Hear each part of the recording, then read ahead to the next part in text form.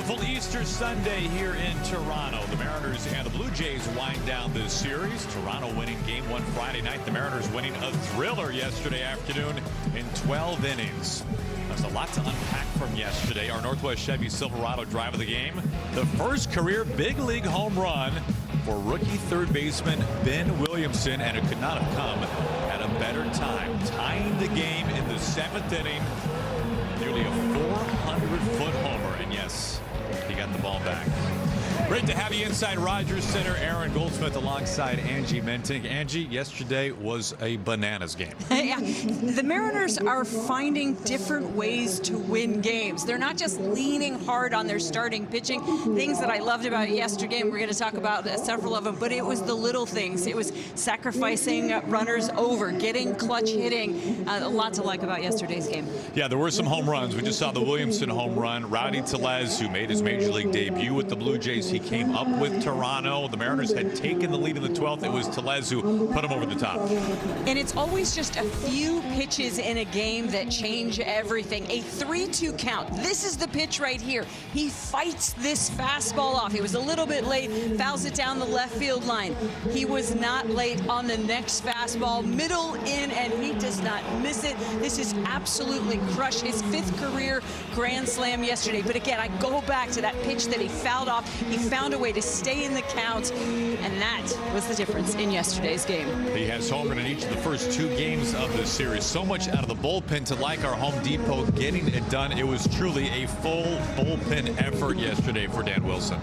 Yeah, Carlos Vargas was really aggressive in the zone. I like to see that. Allowed a couple of hits to the top of the order, but then he expanded the zone to get a couple of flyouts. 7 1/3 innings pitched. 6 pitchers were used yesterday.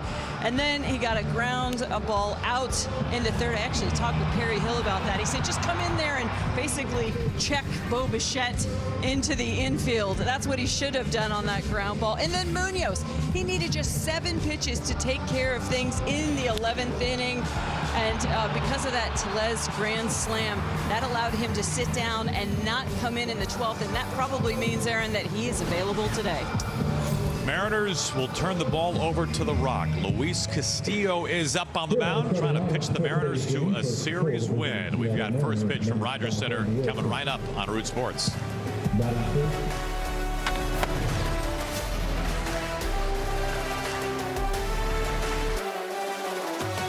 First pitch sent to deep center. Julio!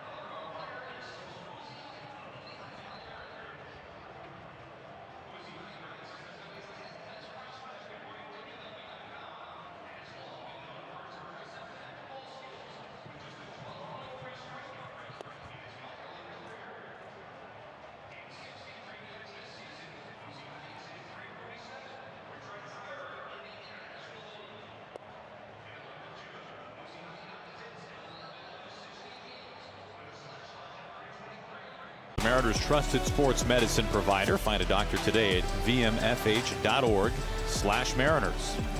And by Jack in the Box, the Smashed Jack is back with so much more beef. CN Tower looking fine as always. Mariners winding down this series. Welcome inside Rogers Center. Final game of 3, the rubber game. Aaron Goldsmith, Angie Mentink, our entire Root Sports crew with the roof closed today. A little bit of a different looking lineup for Dan Wilson. There is a lefty up on the mound. That explains Dylan Moore batting leadoff today. Mitch Garver doing the catching with Cal Raleigh DHing, getting a day off his legs. Day game after a night game. Solano will start at first base. Meanwhile, Leo Rivas in the starting lineup today at second. Mariners are giving J.P. Crawford his first day off of the season, so a bit of a breather for the Mariners' normal shortstop. Easton Lucas is up on the mound. He's been a bit of a journeyman. First couple of starts went well, the last one not so much. He is kind of their last piece of pitching depth for the Blue Jays. Yeah, he took over for Max Scherzer in the rotation after he landed on the IL with that thumb injury. First 2 starts, to your point, Aaron, went well. He won them both, throwing a combined 10 1/3 scoreless innings. Last start, not so much. 8 runs over 5. What he throws, a better look at that, thanks to StatCast powered by Google Cloud. Heavy hand with the 4-seam fastball more than half the time. Nothing dazzling there with his velocity, but he's got good run on it, and he'll locate that pitch up in the zone. His fly ball rate is well above league average. From there, he's got a 3-pitch mix with his changeup, slider, and sweeper. Yeah, he's trying to live upstairs, no question. Defensively, a little different. Springer is in center field. That's kind of a blast from the past. Meanwhile, Will Wagner at third base. So both teams with a different look. Heineman doing the catching. Kirk, the normal catcher for the Blue Jays, a day off. Well, here we go. Dylan Moore digs in, all set, facing the lefty Easton Lucas.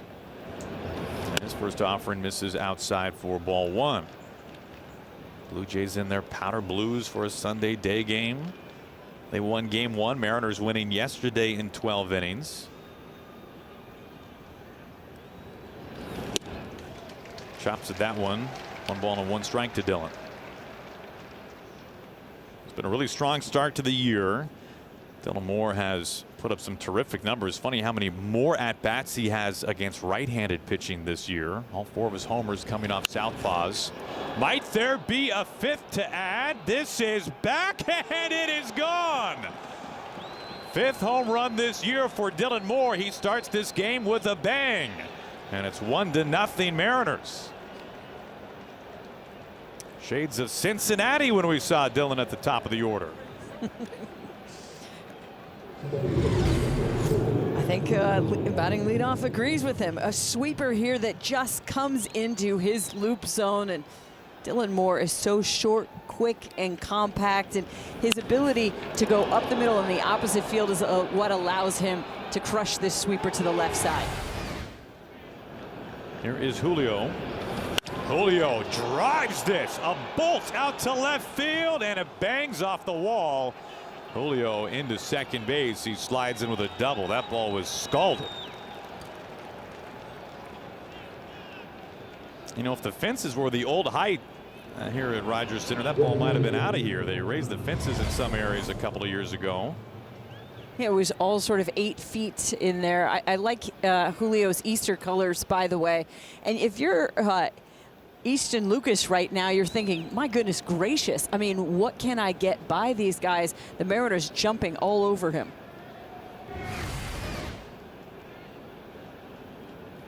Here is Cal with Julio at second base.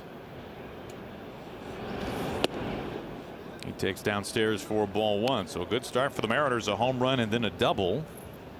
And they are in business right away.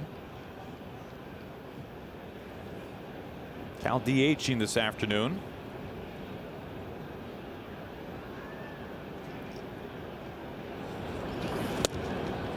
One ball and 1 strike. Cal had a really good game yesterday. A Mariners win, of course. Go ahead 2-run double in the 5th inning. Cal was on base a bunch. In fact, he walked 3 times, one of them intentionally. He was aboard 5 times in that game.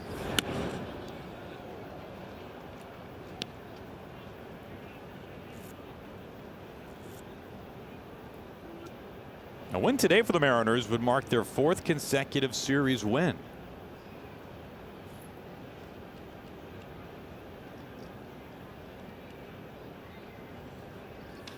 Crushed. This ball is blasted, and it might keep going off the facade of the second deck.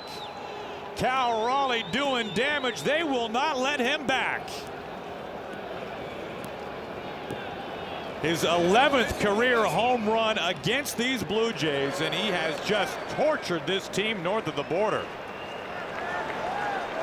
I was getting ready to say he had 6 home runs and 10 RBIs over his last 8 games, making 7 home runs and 12 RBIs. Aaron, they are literally going to escort him to the airport. Put him at the front of the customs line. Get this guy out of the country. Arozarena takes strike 1.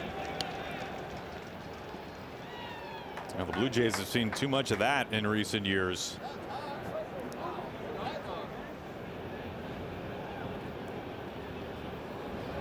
Now, Blue Jays maybe were thinking that they were onto something. He hadn't homered in the first 2 games. And he homers in his first at-bat today, and it was a no-doubter. Well, the Mariners have made it loud here in the first inning against Easton Lucas.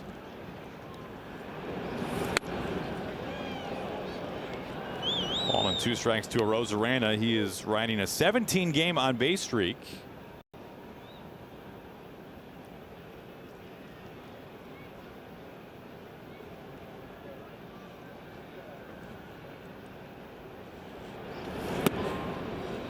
Count even. So Dylan Moore leadoff home run, then Julio's double, and then another home run from Cal Raleigh, and it's 3-0 Mariners already, and nobody's out. Again, if you're Easton Lucas, you're just thinking, what on earth can I throw to them? He tried to change gears with Cal Raleigh and start throwing his changeup and mix that in, and then came back to the fastball and then the slider, and then he just obliterated that. I mean, as a pitcher in the first inning, with what the Mariners have done to him, I mean, you can't help but be shaken.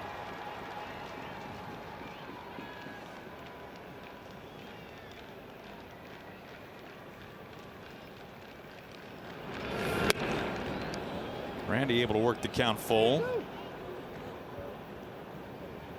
So many walks early on this year by Arozarena. 3-2.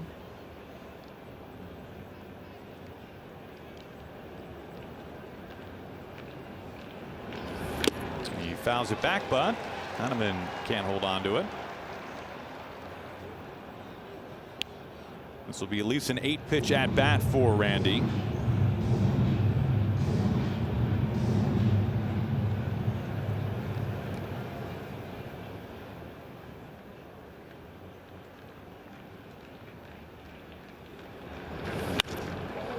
Foul. You know, we just saw John Schneider, and he was talking about Cal Raleigh before this series began, and saying that the Blue Jays had spent a lot of time studying how they had approached Cal and what they had done wrong and what he was able to capitalize on. Obviously, a major point of emphasis for the Blue Jays when they faced the Mariners in recent years. And through the first 2 games, it wasn't that bad from the Blue Jays perspective. I mean, they kept him in the ballpark. You start off anything by saying it's not that bad. Not that he hadn't done anything, but he certainly hadn't hit one out until now. This will be pitch number 10 to Randy. And he puts him away, losing his helmet, and you can see some emotion from Lucas. He was thirsting for that first out. Back to the Cal Raleigh home run. Well, his right-handed swing is a bit flatter than his left-handed swing. He likes a shorter, heavier bat with a weight at the end, and he just vaults that barrel through the zone on this slider.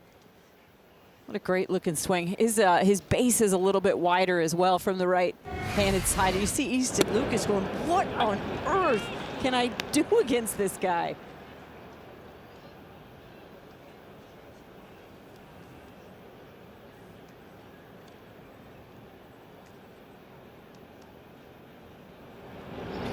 Garver takes outside.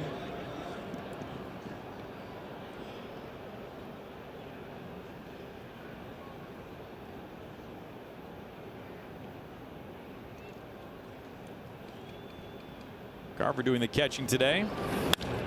Pulls this ball hard, but foul.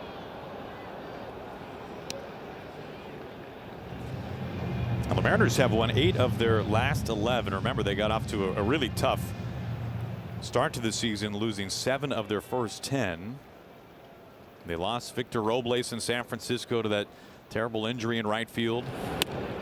As that pitch misses just up and away. Mariners came back home from that 3-game series in San Francisco, kind of limping back to T-Mobile Park and licking their wounds a little bit, and then they have rattled off 3 straight series wins, 2 of them against division teams. And a chance today for their 4th in a row. Things have really started to click now for the Mariners. And, you know, interestingly enough, it started to click despite the rotation not carrying all the water for the M's, which is, I think, notable. Yeah, they've had to throw a lot of pitches, haven't gotten as deep as we have seen them as Garver goes down.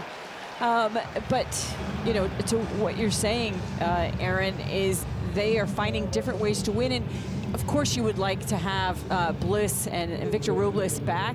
But at the same time, you know, one guy goes down, it's next guy up. And they've really had that mentality. And they have had contributions from a lot of different people that you're not really used to seeing. Miles Mastrobuoni, you know, Ben Williamson coming up, having an impact, etc. Up the middle into center field. Solano with a 2-out base hit. That keeps the line moving.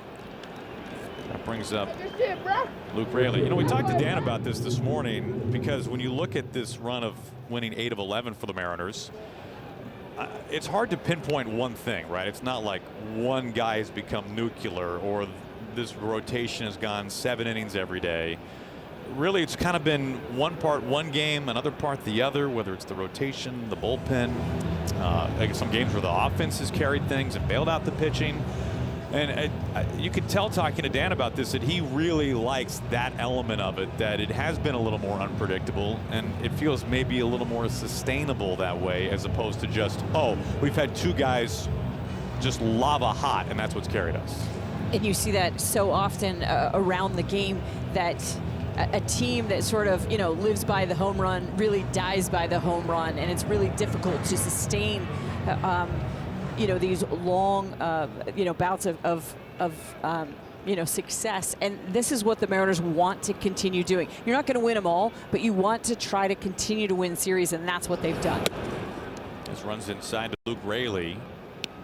2 outs, 3 runs in, and a man aboard for Luke.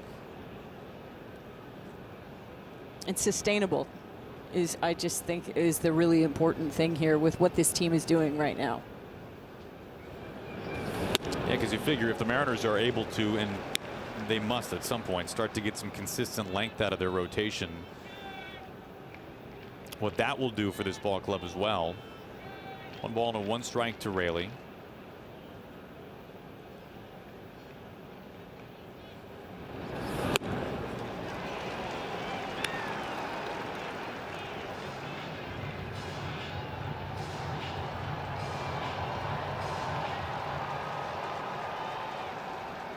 Two out, Solano at first.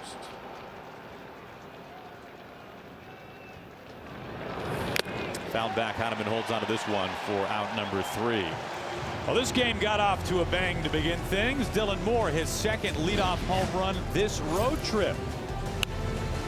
Out to left field to make it 1-0, and then 2 batters later, of course, man, you can see the frustration on Heineman.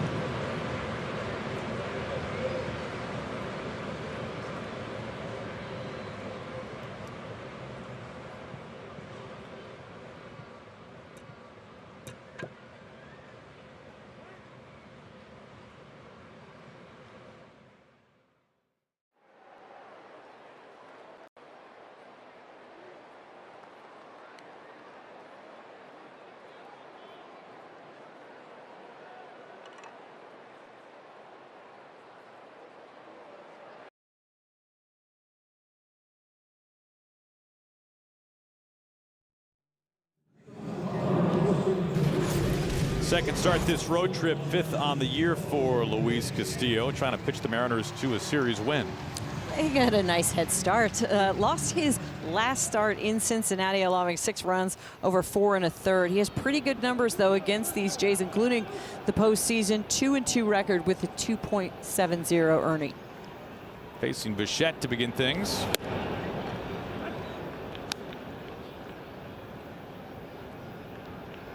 Bichette off to a nice start this year.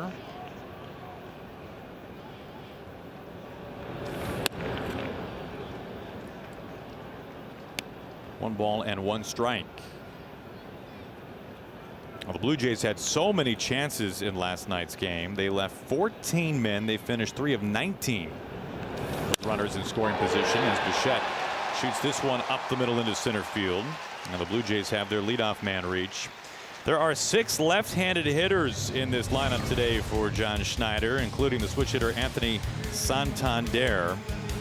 Some faces at the bottom half of the order we have not seen yet in this series in Wagner and Lukes, and the catcher, switch hitter in Heineman as well. So they are clearly trying to deploy as many left-handed bats as they can. Leadoff man aboard in front of Vlad Jr.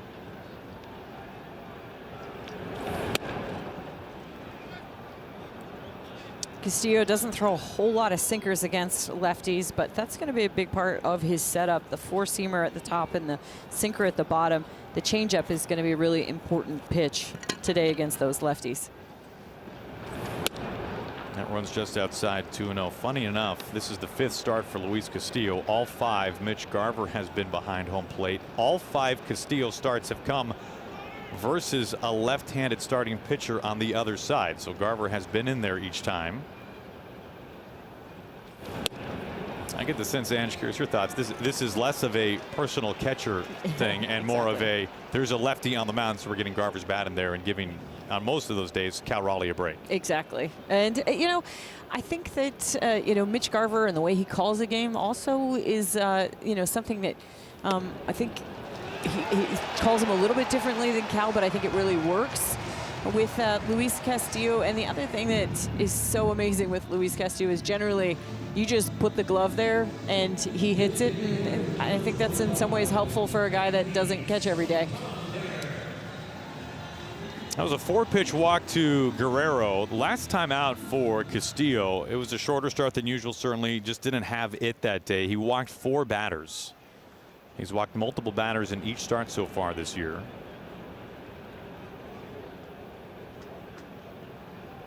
First 2 men reaching in front of Anthony Santander. He's DHing today.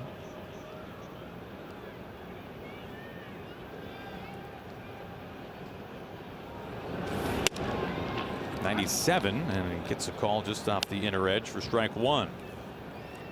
It now really starts that run of left-handed bats from the Toronto Blue Jays, and we'll have to pay attention early to see if he has the command of that changeup. If he does, it would be a good day for him. There's a fastball on him, up and in. Yeah, it's funny. Last year, Castillo, the changeup was not effective the entire season. We know he's thrown that less and less each year, and it was a struggle for a while for Luis last season against lefties, trying to find a weapon against them.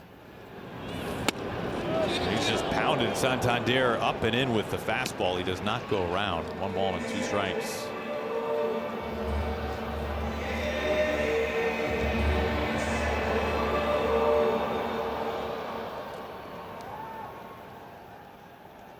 Bichette at second, Guerrero at first. 1-2. Swing and a miss. Man, a steady diet of gas up and into Santander. And he strikes him out with 96 up and in. You know, you have your plan at the plate, and then the pitcher has his. And I imagine Santander in the back of his mind's thinking, I'm going to get something off speed here somewhere along the lines. And no, Castillo and Mitch Garver teaming up against him and just bringing nothing but gas. 1 out, 2 on for Jimenez. On the ground to first base. Solano is there today. 2 down, both runners advance.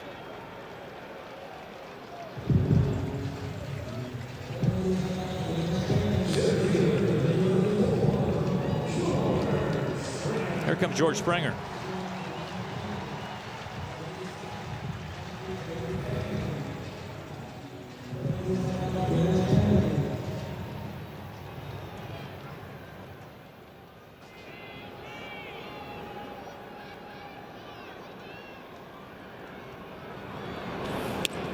Almost to the backstop. Garver able to knock it down for ball one.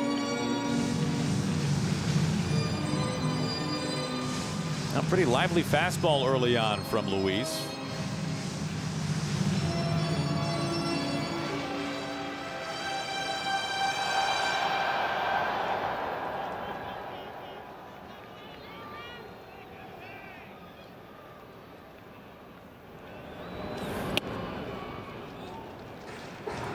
Close miss, 2-0.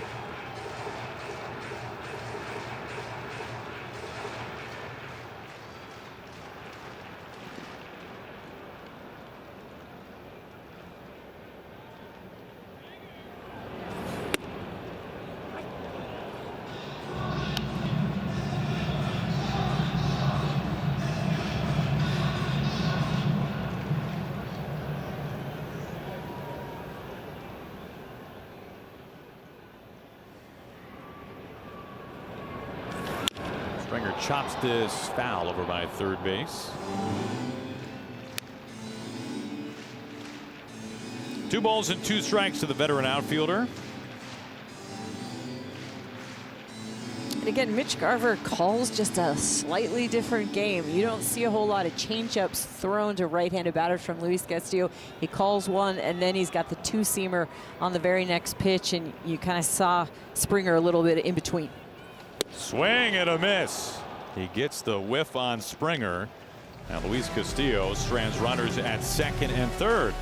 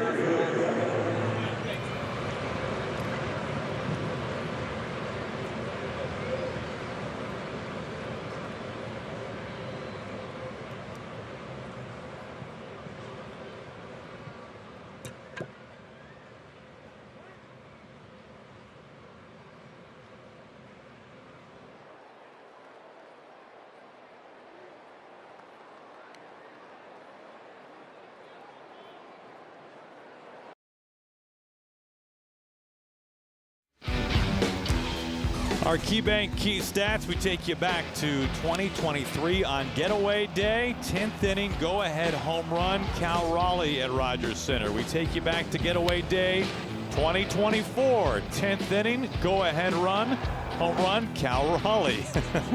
Maybe he's just getting that home run out of the way earlier today. He has already gone deep.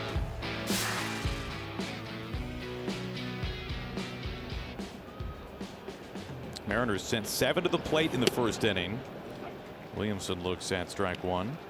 The fact that he's getting this done from the right side is really impressive. And remember, last year he hit 13 home runs from the right side. That was 3rd most for any switch hitters, and it was most for any switch hitting catcher. He can lose it from the right side. It was a taxing first inning for Easton Lucas. He's now over 30 pitches already. That one bounces in. Williamson gets ahead, and what a big day for Ben Williamson yesterday. His first career home run. It was a go-ahead, or pardon me, a game-tying home run in the 7th inning. Nearly 400 feet out to left field.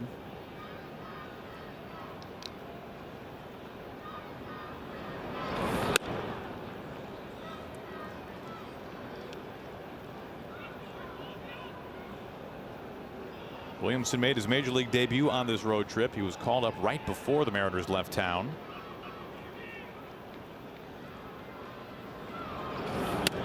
He's been able to check everything off the list for the most part pretty quickly as he draws the leadoff walk here. I mean, we knew the defense was going to play, and we knew that even in spring training. But he has looked remarkably calm and under control at the plate. He has never seemed overwhelmed. Yeah, a huge amount of poise. And I talked to him, and he says, you know, this is just my approach. I know that I can handle the velo. And so he really, you know, kind of like what we saw with Rowdy yesterday, fouling off a pitch until you get one that you see well. And that's what he does. He just tries to literally hit it out of the catcher's glove, foul off pitches until he sees it well, and then put it in play. And then the other thing is, when you allow it to travel more, you do that. You walk. You see pitches, and you don't swing and make bad swing decisions. That's called a strike. 1 ball and 1 strike to Leo Rivas, batting ninth at second base today.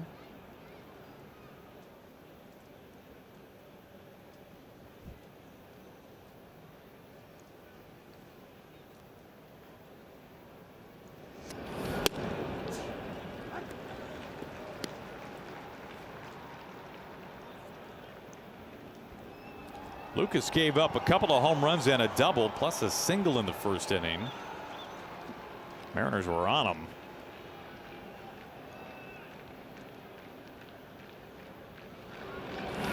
This is into center field for a base hit. Rivas is aboard. Mariners put the first 2 men on for the top of the order. That brings up Dylan Moore. 3 pitches into the ball game. Here's what Dylan Moore did. This ball is smoked 98 miles per hour off the bat into left field. And again, if you're Lucas out on the hill, I mean, that's not the exact start that you had envisioned. And it only got worse from there.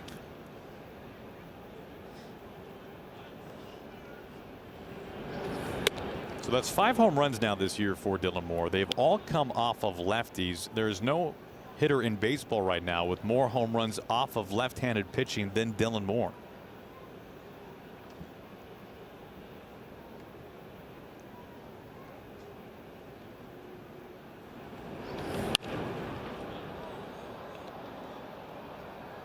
Well, it looked like with that pitch, this is what Lucas is trying to do with his fastball for the most part.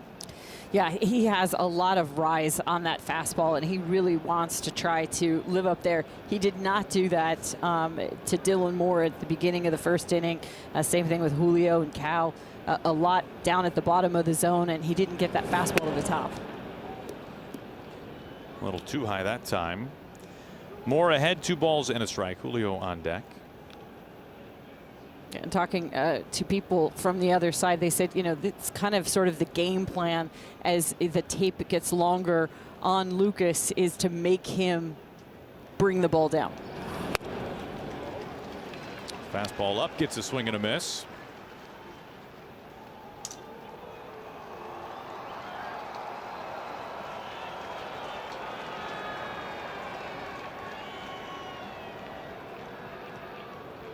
Nobody out, 2 on.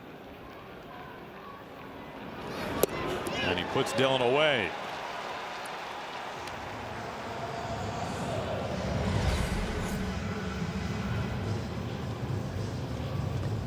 Dylan Moore's geared up for the fastball with 2 strikes, and he comes back with the slider that gets down just below the zone. And you can see how out front Dylan was on that swing. Every out has come via the strikeout, but the Mariners lead 3-0. Here is Julio. Julio's double was 110 off the bat his last time up. 1 out, 2 on. And the dirt, it kicks away. Williamson can get into third, and Rivas to second on a wild pitch. So free 90 feet.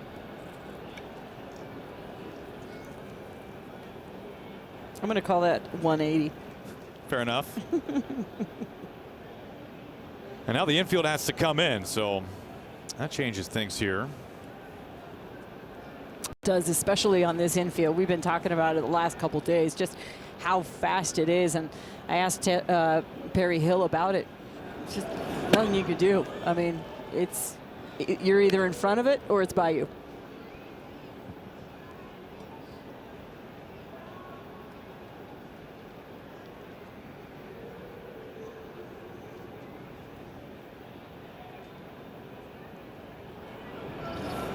Three balls, no strikes. Cal Raleigh on deck.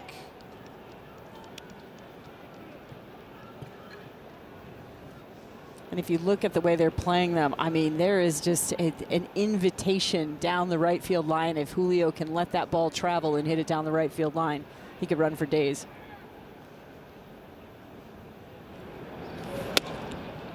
On the inner edge, and Julio walks on 4 pitches. EQC Tracer has it just as a strike, but Julio gets the call, and the Mariners have the bases loaded for Cal Raleigh. Second walk this inning from Lucas.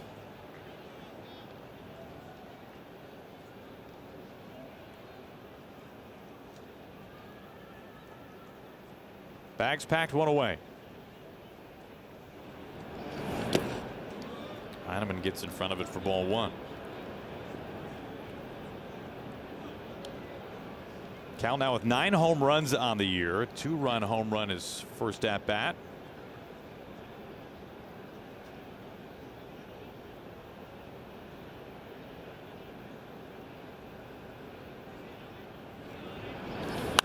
Popped up and out of play.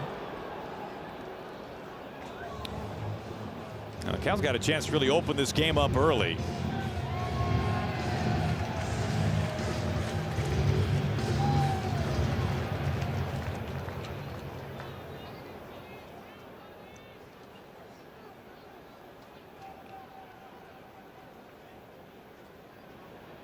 Blue Jays already have their bullpen up. Next pitch will be number 50. Paxton Schultz just recalled today. Blue Jays had to make a couple of moves after yesterday's game.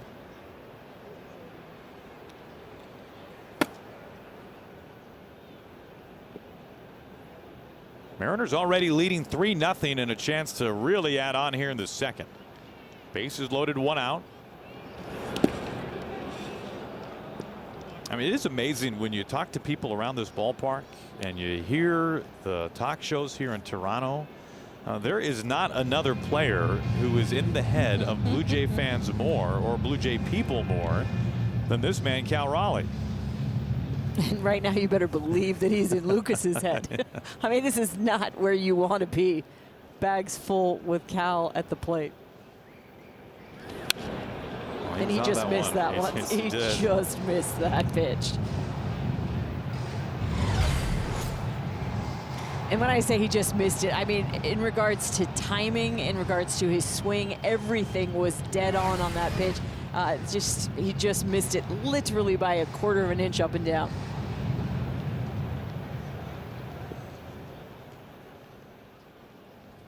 Runners all around for Cal Raleigh here in the second inning. On a 2-2. Almost identical. Still 2 balls and 2 strikes.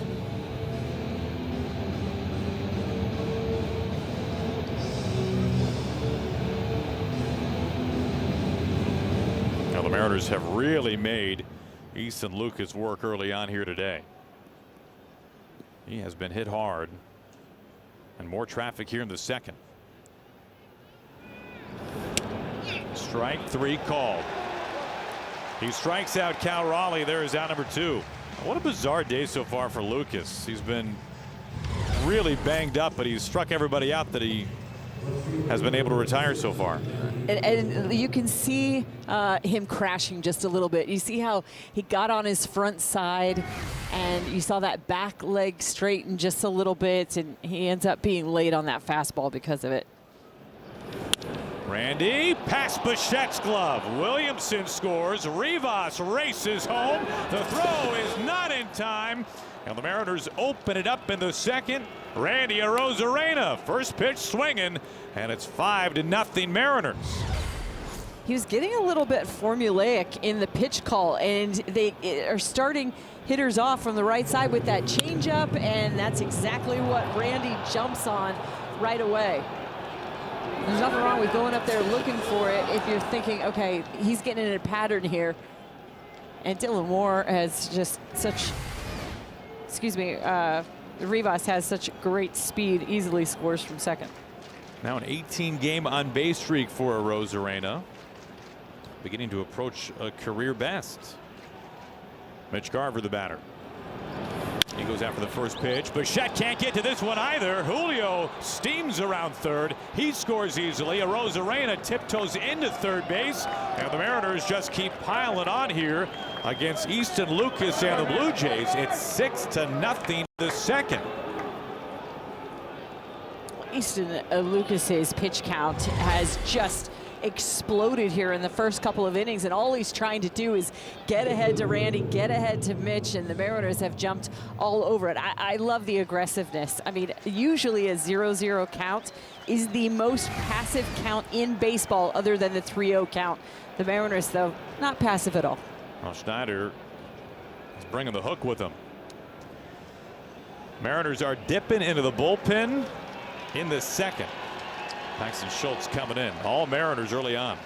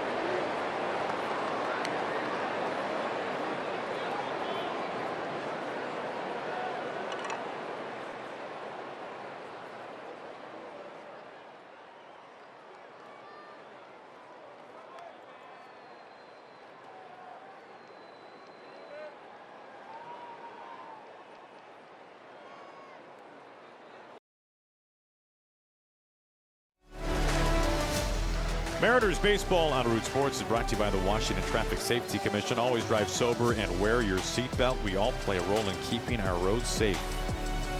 And by T-Mobile, with America's largest 5G network. T-Mobile is your ticket to the game. Beautiful Easter Sunday around Toronto. Mariners and the Blue Jays, the rubber game of 3, and it has gone awfully well so far for the Mariners. Paxton Schultz is up on the mound, probably much earlier than he anticipated, pitching here in the second, making his major league debut. Again, going back to Easton Lucas, I mean, it didn't matter what he threw. The Mariners were just on him today.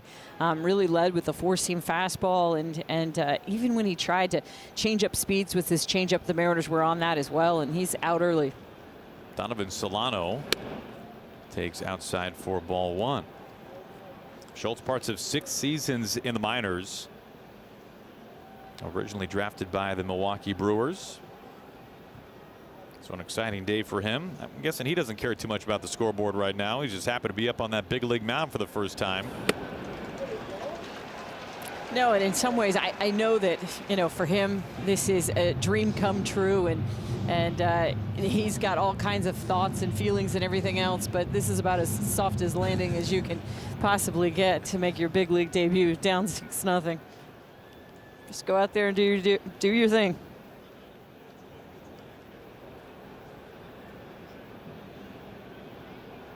One. Mariners have Arozarena at third and Garver at first. 3 runs in the first inning, another 3 runs here in the second.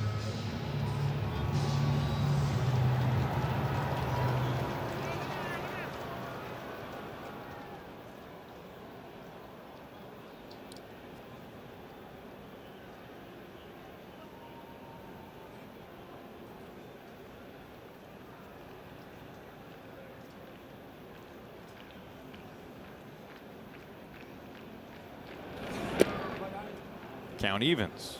Solano getting the start today at first base. Tellez not out there with a left-hander on the mound originally.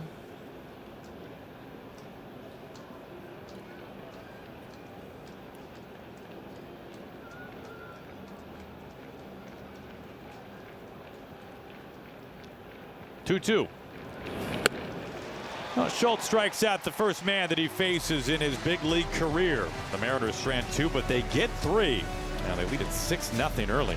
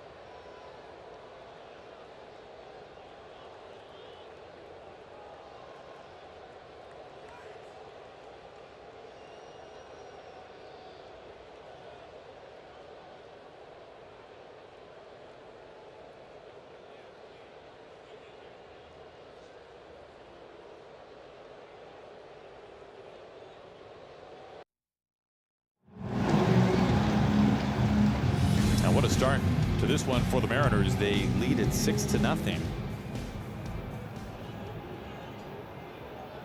Plenty of run support for Castillo. Addison Barger leads things off. We saw him come off the bench in yesterday's game.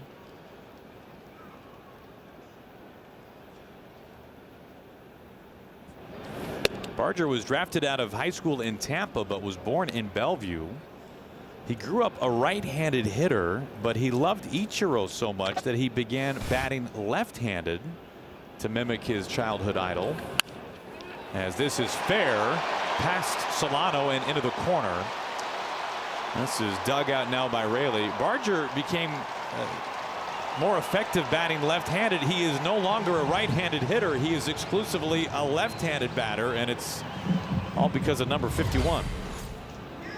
This actually was a good location on this fastball. Barger was just ready for it on time and gets it past a diving Donovan Solano. And by the way, the 106.9% exit velocity, apparently on par with what this guy can throw on pull downs. He is an absolute cannon out in right field. Well, the Mariners saw that in game 1. His arm was on full display. He's out there in right field again today. Ball 1 to Will Wagner, third baseman this afternoon for the Blue Jays.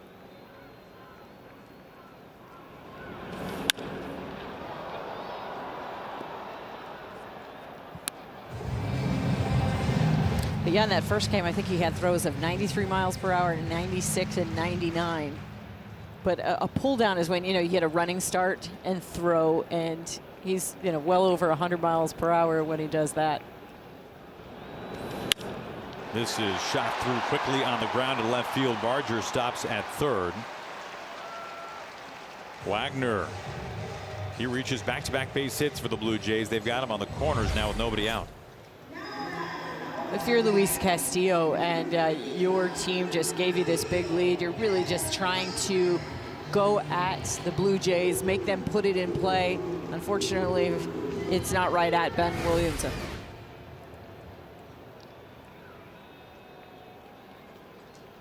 Switch hitting catcher Tyler Heineman.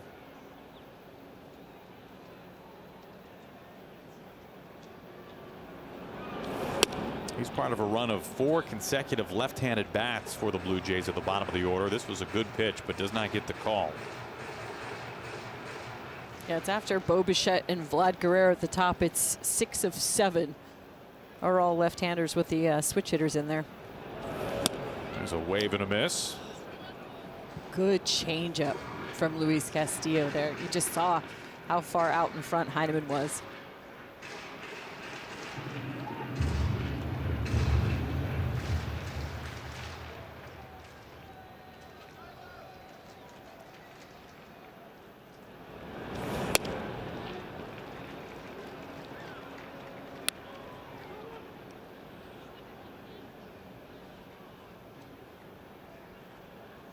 Not too many changeups so far today for Luis.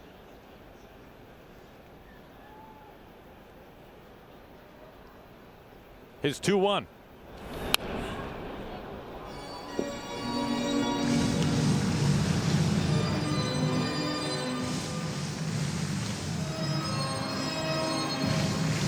We have seen a lot of fastballs, especially to these left-handed hitters.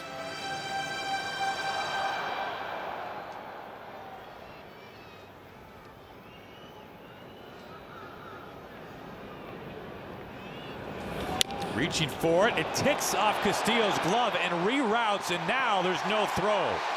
By the time Rivas got it, he had no chance. Barger scores, and Heineman is aboard. Blue Jays on the board for the first time, 6-1 Mariners.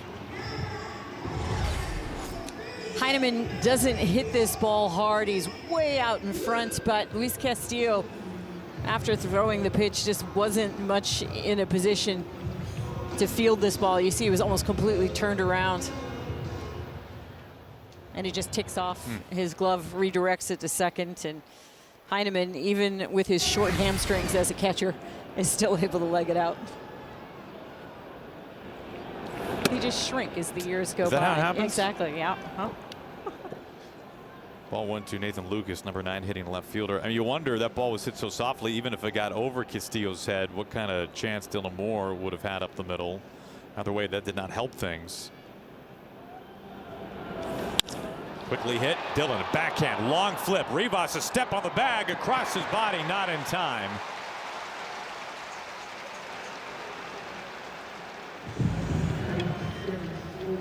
And they get the first out of the inning. This ball was hit hard to Demo, but the way Luis Rivas has to come across second base instead of being able to basically step on the bag and sit back and make that throw, there just wasn't on it enough on it to get over and complete the double play. Here is Bichette, first and third, 1 out.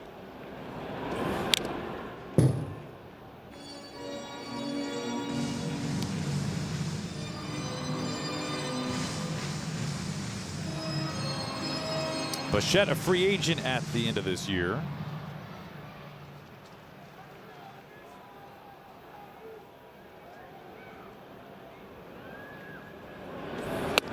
You know, the Blue Jays thought they had this incredible era opening up, this great window of Vlad Jr. and Bichette, who both debuted at roughly the same time. And unfortunately for Toronto, they have not won a playoff game with Vlad Jr. and Bo Bichette on the roster. They have gone 3 times, and they have been swept in the wild card round every time. This is on the button out to left field. Wagner scores. Bichette's second hit today, and it's now 6-2 Mariners as the Blue Jays get a couple of those runs back.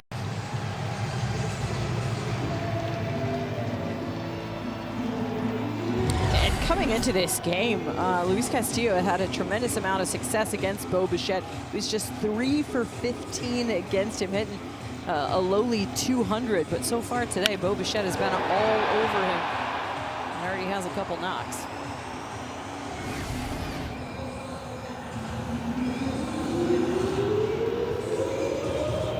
Ball hit hard too. Pete Woodworth out for a quick conversation.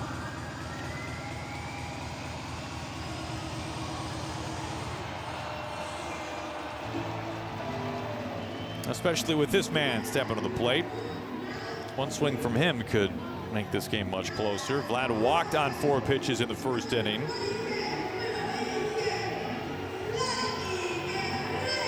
Well, a big exhale by the entire country when Vlad recently signed his 14-year extension.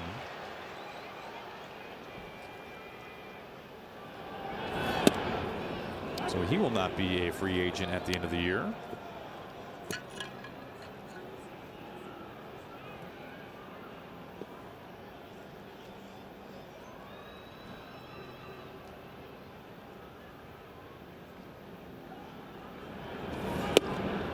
Just missing beneath the zone, and it's 1 ball and 1 strike.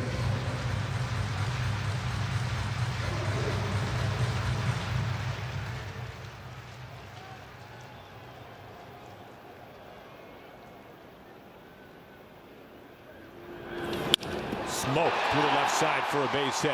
Now the bases are loaded. He has just been a laser show in this series.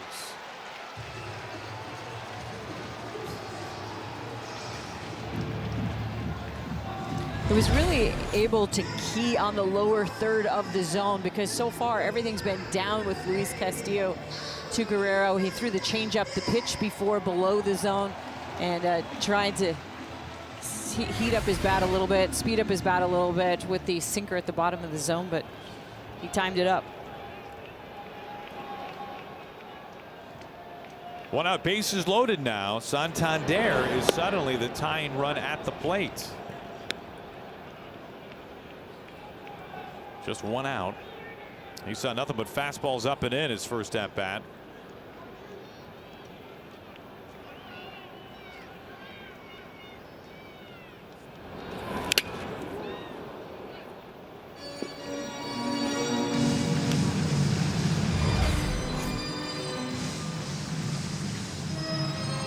Garver has that little visor up above, and it made a very odd sound. You can see it's like sunglasses built into his mask, and that's what we heard.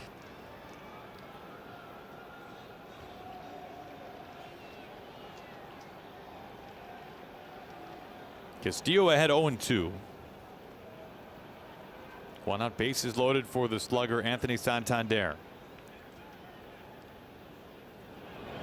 Swing and a miss. 96 center cut. Castillo goes right after him and wins. That's a huge second out. Castillo got ahead with off speed, but then goes right back to the fastball. That's how he blew it by him in his first at bat. Does it here again in the second.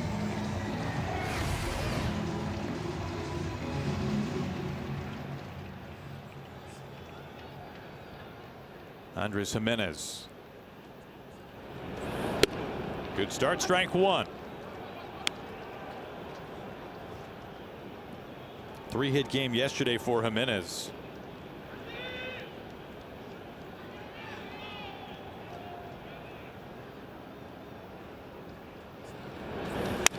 Down the right field line, but pulled foul. And Castillo just 1 pitch away from getting out of this.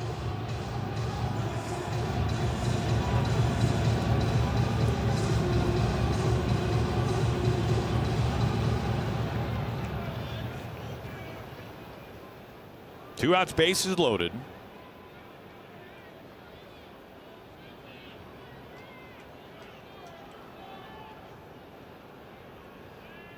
The 0-2. Now pitch count really is not in that rough a shape for Castillo when you consider the traffic that he has had. Yeah, they've been aggressive, and I liked his pitch sequence there. Slider, and down at the bottom of the zone, and then tried to go upstairs. I nearly got the fastball by him. Trying to put him away. This is down the left field line. Maybe trouble. Arozarena. Does he make the catch? It's a fair ball, and Arozarena makes the catch. Falling down to the ground, and he gets the Mariners out of a bases loaded jam of the second inning. Absolutely. With a crash landing. Looks like he's all right.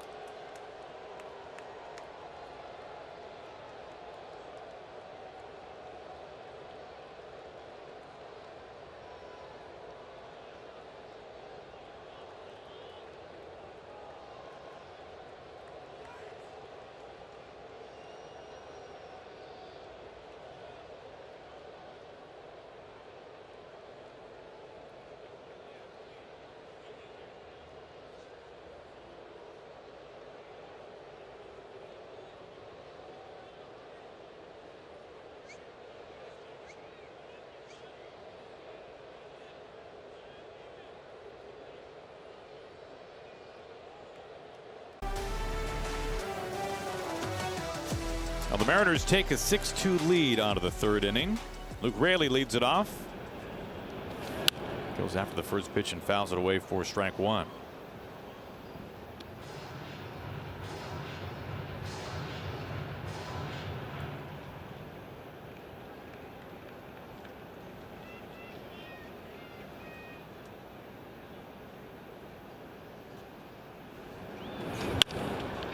Tricky hop, and it's off the glove of Bichette and into center field. Luke Raley is aboard.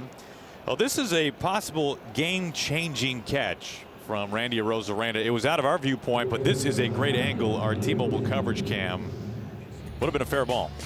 And when you're an outfielder, you want to go into the wall like this, feet first. And you saw his front foot on that slide crumple into the wall, and that's exactly what you want to do. You don't want to go in head first, because all the things that would crumple when you go head first are really bad things to have crumple. Great job by Randy Arozarena.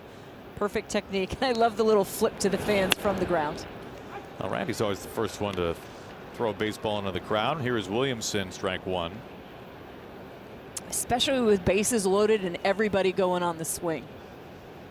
And really, you wonder how much that changes Castillo's afternoon, right? His pitch count is not bad right now. He's averaged probably just a little over 20 pitches an inning. But if that one falls and labors more, you wonder what that would have done not only to the scoreboard but for Castillo's afternoon. Yeah, it's a one-run game for sure at that point. 1 ball and 1 strike. Every batter has now reached safely, and we're only in the third inning.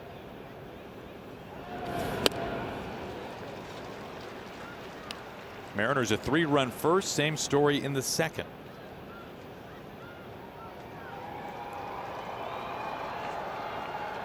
Paxton Schultz came out of the bullpen in relief with 2 outs in that second inning. Every out has been via the strikeout so far today. It's just absolutely crazy.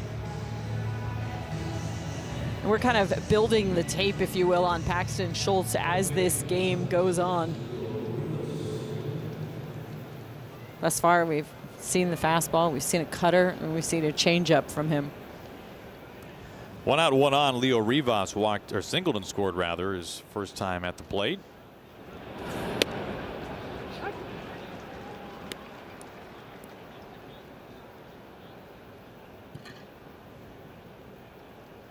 Had a slider in there too. Making his major league debut today.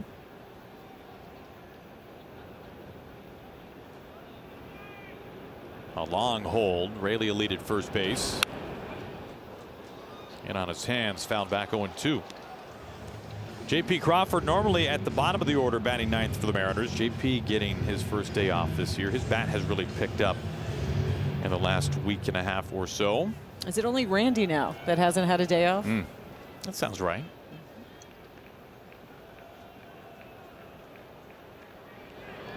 Well, I would say Julio technically hasn't had a day off. He did not start yesterday, but we saw him come off the bench.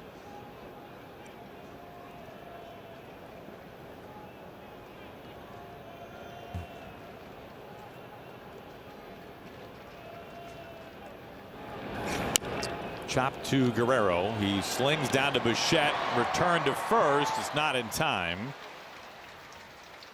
2 outs and Rivas is aboard. To the Ford Sports Desk. Good afternoon, Brad.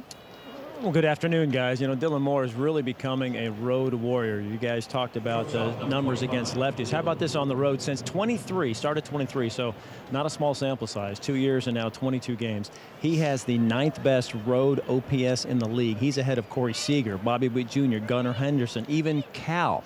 He's got 4 of his 5 home runs on the road this year, and I talked to him about it in Cincinnati, and he said that hard to explain. He just does the same thing at home, at road. He's very consistent. He just, you know, the process, everything is the same, but boy, the results just jump out at you with Dylan Moore on the road. Rivas is at first base. Dylan is at the plate. Well, we know one reason, right? I mean, it's very clear T-Mobile Park is not a hitter's paradise. The numbers differ from one guy to the other, right? Not everybody's going to have drastically different numbers on the road. than at home, but certainly there are a lot of hitting environments that are just simply easier to hit in than T-Mobile Park in the first couple of months of the season. That's called a strike. 1 ball and 1 strike. Especially for a pull hitter. And guys just see things differently as well. I mean, there are certain parks that guys just, hit well in. There's other parks that they don't hit as well. And obviously you don't want that to be your home park. Sure. And I'm not saying that's the case with Dylan Moore, but every park has its, just little idiosyncrasies. He falls behind 1 ball and 2 strikes. Yeah, I mean, there's no question. It's just everybody is different. For some guys, it affects hitters more than for others. And that's true of whether it's T-Mobile or Rogers Center or any ballpark. 2 outs and a man on. Swing and a miss for strike 3. Another strikeout, almost all of the outs so far today with punch outs, but the Mariners are leading going to the bottom of the 3rd.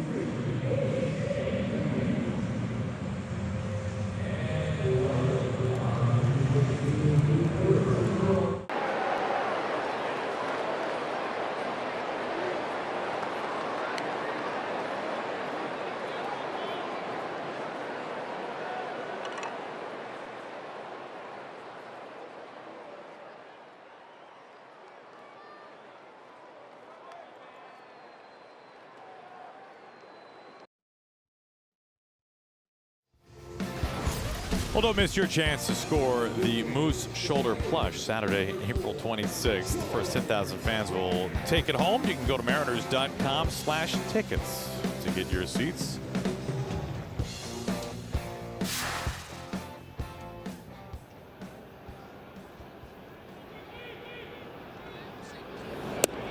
At the bottom of the zone, and you can kind of see some body language there from Castillo. Wanted that to be called a strike.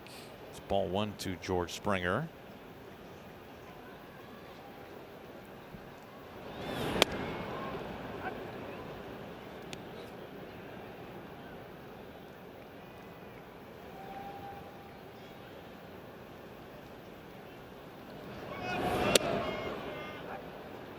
Springer is saying, where was that?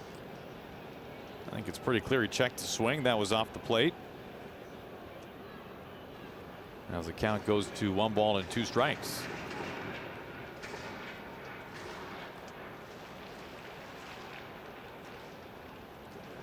Garver setting up away. This ball is rocketed out to left center field, and George Springer hits it off the wall. Tell you what, that looked like that might be ticketed for the seats when it left the bat, and Springer ends up with a double. Yeah, we talk a lot about the torpedo bats now. If you can get a look at his handle and the knob of the bat, he swings the Axe bat. That's a local company in the Pacific Northwest, and you see how he's able to really sort of draw his hands towards center field with that handle, and it was just a feet away from being a home run. Barger takes low. You think it's just a more comfortable grip for some guys? Exactly. Everybody has their different things, and whether it's the weight, whether it's the handle. We saw the hockey puck. Some people, love the axe handle. I saw Heineman also for the Blue Jays also swings the axe handle as well. But it's just a feel thing. Rowdy Tellez doesn't quite have the axe handle, but he has that flared handle. But yeah, every hitter's different, and one works for the one that doesn't really have a knob, you mean? The one that for Rowdy? No, it flares out, but it doesn't flare out sort of in the oval shape. It's more circular. Probably just because he has big, huge oven mitts, his hands. 3 balls and no strikes. So leadoff double and now 3-0 count to Barger, who appears to have just a very vanilla bat. A standard issue.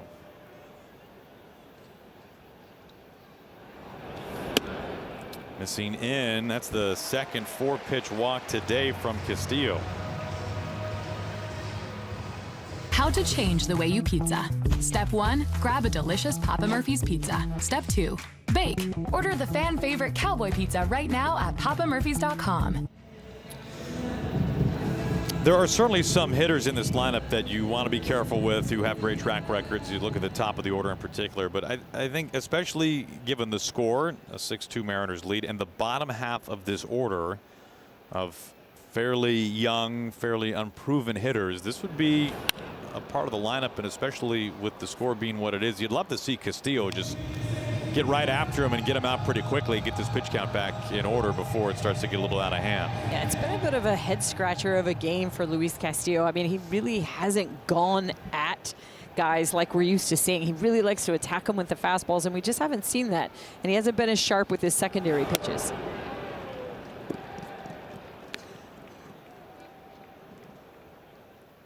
Count evens on Wagner.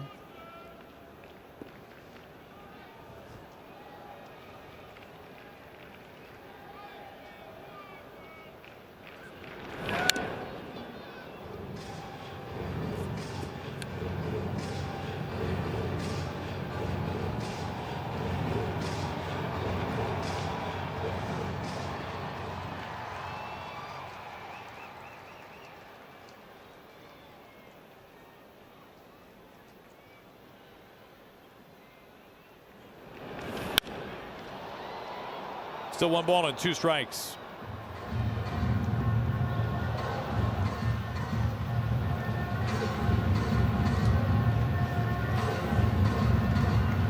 Blue Jays have had a runner in scoring position each inning so far early on.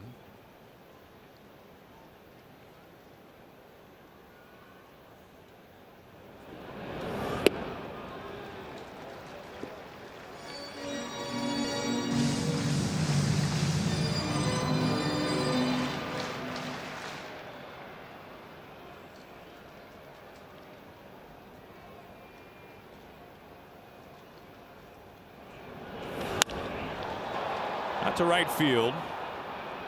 Raley underneath it, and everybody stays put. There is out number 1.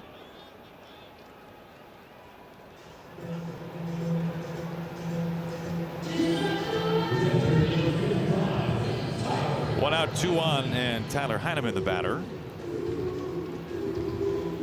I was a little bit worried yesterday because I found out that Dylan Moore uses Luke Raley's outfield glove. And I thought, oh no, Luke Raley is in center. What happens if Dylan Moore has to go out into right field like we've seen him do? But the good news is it is not Luke Raley's first gamer that Dylan Moore uses. It's actually his backup glove, a little bit more stiff, a little firmer, and apparently Demo likes that in a glove. And you see the gold glove patch right there on his infield glove. He still doesn't have one for his outfield gloves.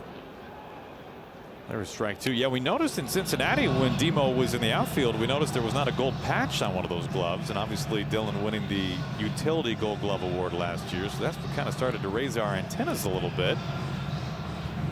I'm glad that Raley still got the gamer in his back pocket when needed. Ahead here, 0-2. And by the way, Demo tells me that he did order the Gold Glove, outfielder glove, and it should be at T-Mobile Park when they get back. All right. So it's coming.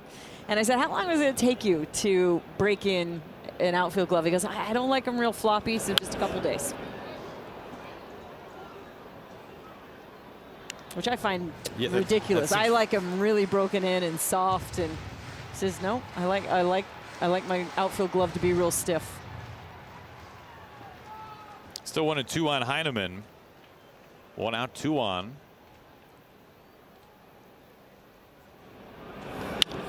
Cued on the ground and over to first base. Solano not in time.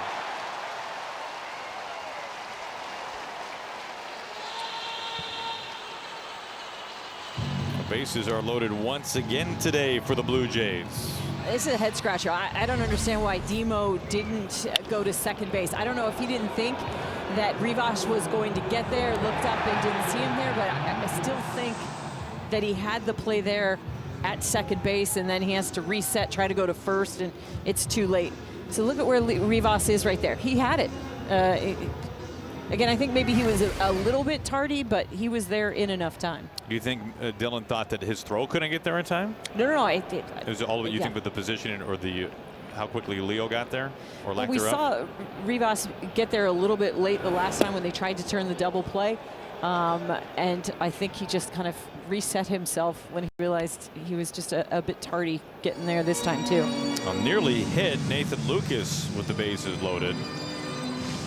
The Blue Jays have had an absurd 12 at-bats already with a runner in scoring position, with 1 out in the 3rd inning.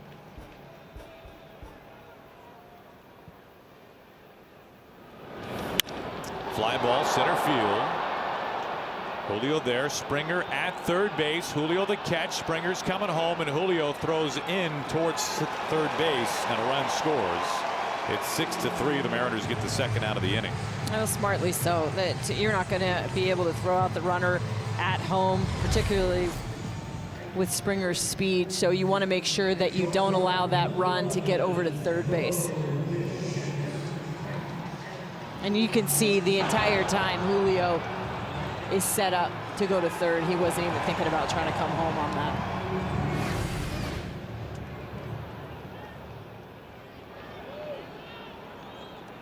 Two outs, 2 on top of the order. Bichette is 2 for 2 this afternoon.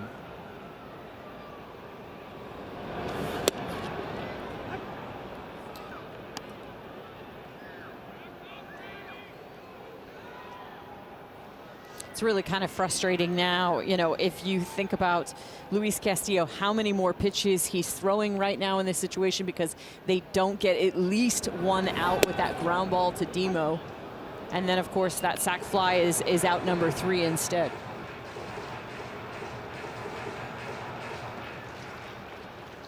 Good point. It's now 0-2 on Bichette, a dangerous hitter.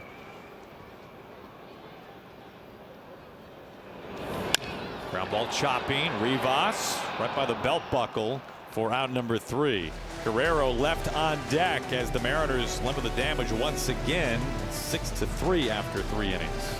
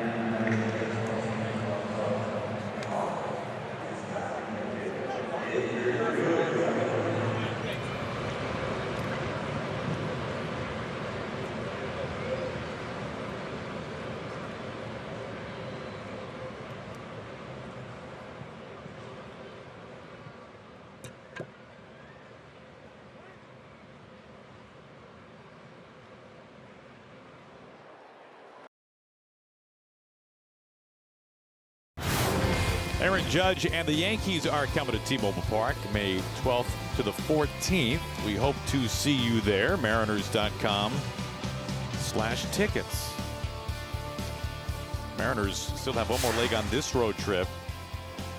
Off day tomorrow in Boston, then Tuesday, Wednesday, Thursday at Fenway Park. Mariners have a short homestand coming up on Friday, April 25th is when it starts. As Julio fouls it away. Marlins and the Angels. Then the Mariners are back on the road. Next homestand will feature, after, I should say, 2 homestands from now, will feature the Yankees and these Blue Jays.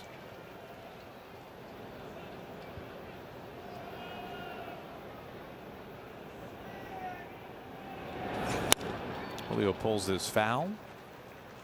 Behind 0-2. Mariners got out to a 6-0 lead, but the Blue Jays have kind of chipped away at this thing, an inning at a time.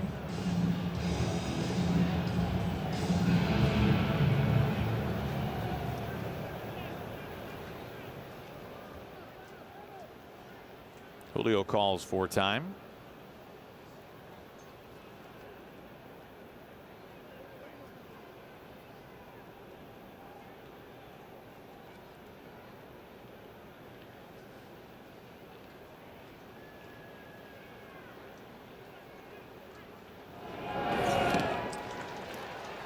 Julio strikes out. A high throw. I take it back. He strikes out, but will reach second base possibly. The throw, he is safe. Wow, you don't see that one every day.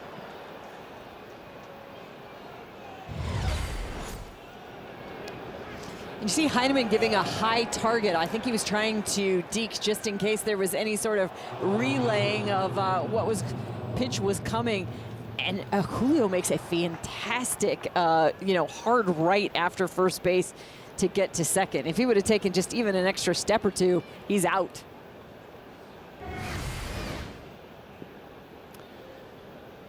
So a strikeout puts a runner in scoring position for Cal Raleigh. Don't get to say that every day.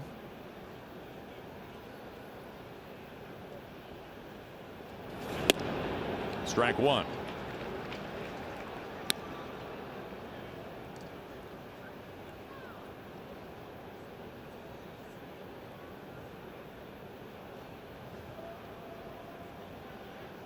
Cal homered back in the first inning.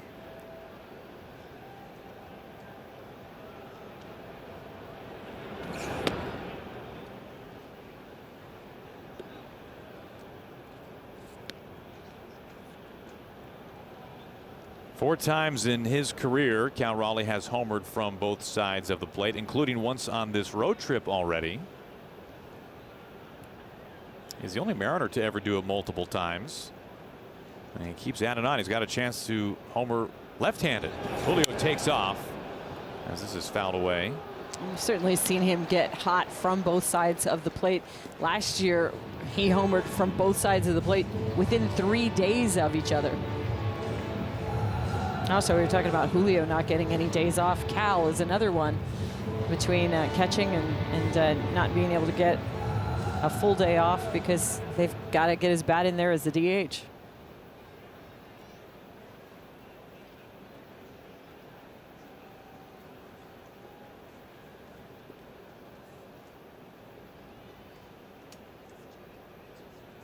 Julio back at second.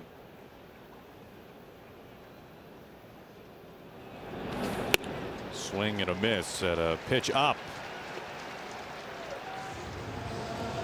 I like the fact, though, that we see Cal Raleigh, even Cal Raleigh, look choked up with 2 strikes. Went up on his torpedo bat by a couple of inches, but couldn't stop himself from going up above the zone for the cutter.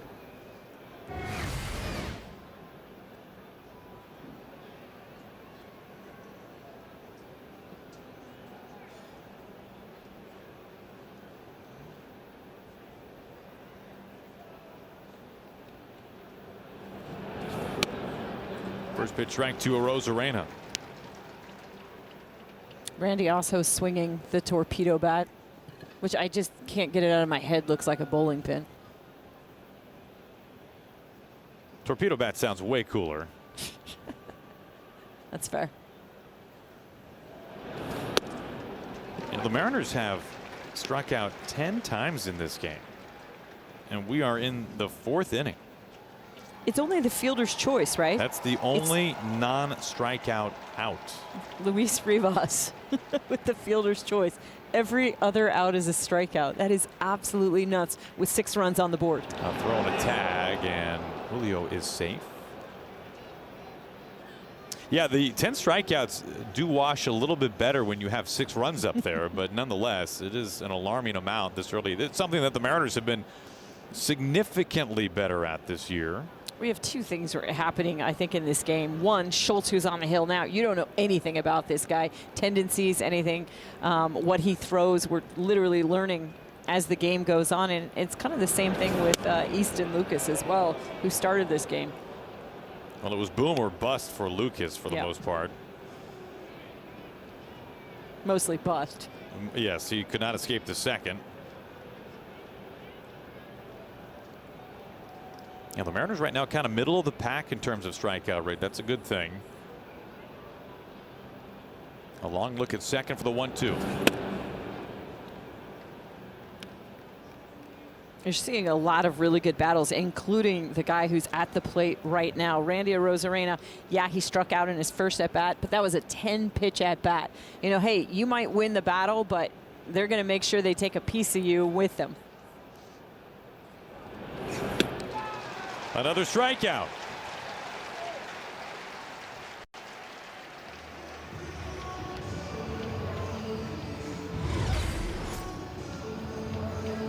Good location and good vertical drop and horizontal slide as well on this slider.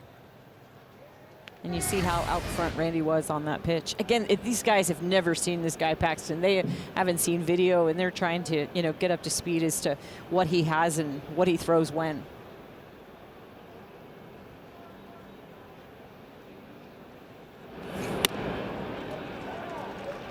Upper outside corner for a strike to Garver.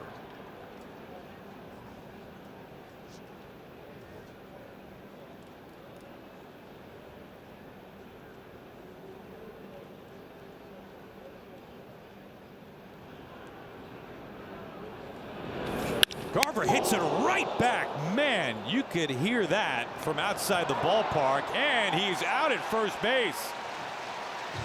That was 107 miles an hour off of Schultz. Yikes.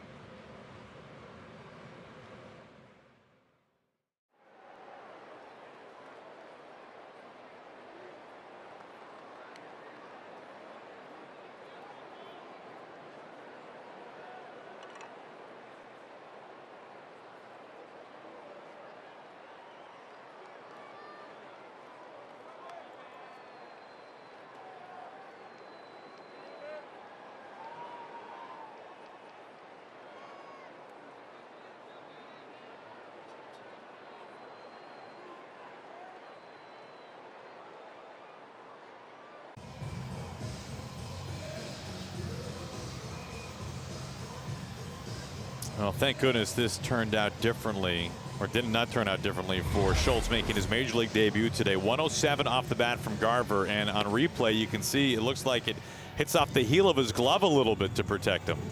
Yeah, and you can imagine and understand why he was a little bit rattled. He makes the throw over there.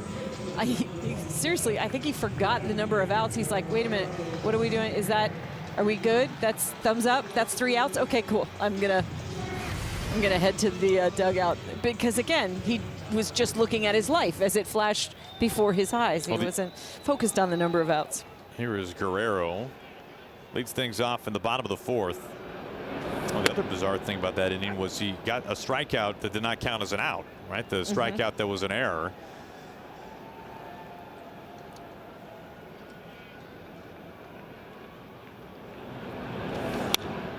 Castillo has been knocked around a little bit today. He has really had to labor. 26 pitch second, a 24 pitch third, and he has been backed into a corner almost every inning. He is fortunate at this point that the Mariners are leading 6-3. The Blue Jays in 3 innings have had 13 at-bats with the runner in scoring position, to give you an idea of the amount of traffic that has been out there against Luis Castillo.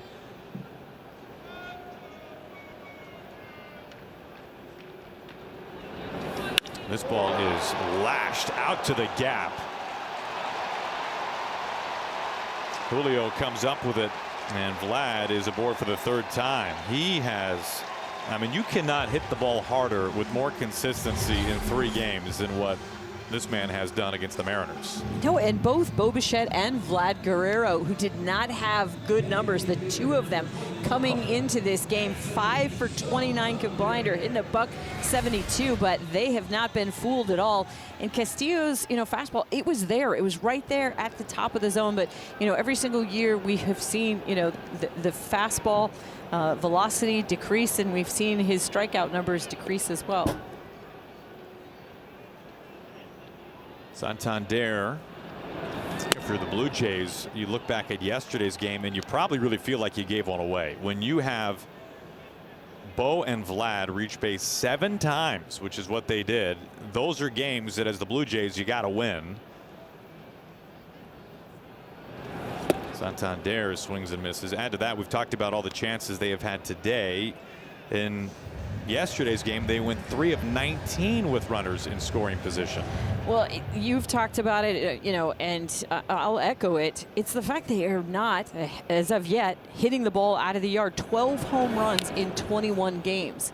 And that's really kind of the difference. They are hitting it hard. You just saw the exit velo, and you saw Guerrero stinging the ball into the left center field gap. Only the Royals have less home runs this season than the Blue Jays. Dangerous hitter at the plate. 1-2.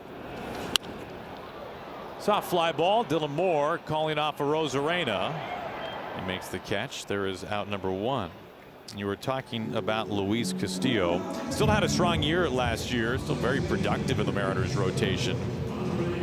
And if you look at 2023 compared to a small sample so far this year, the chase is down, the swing and miss is noticeably down, and the strikeout rate is noticeably down.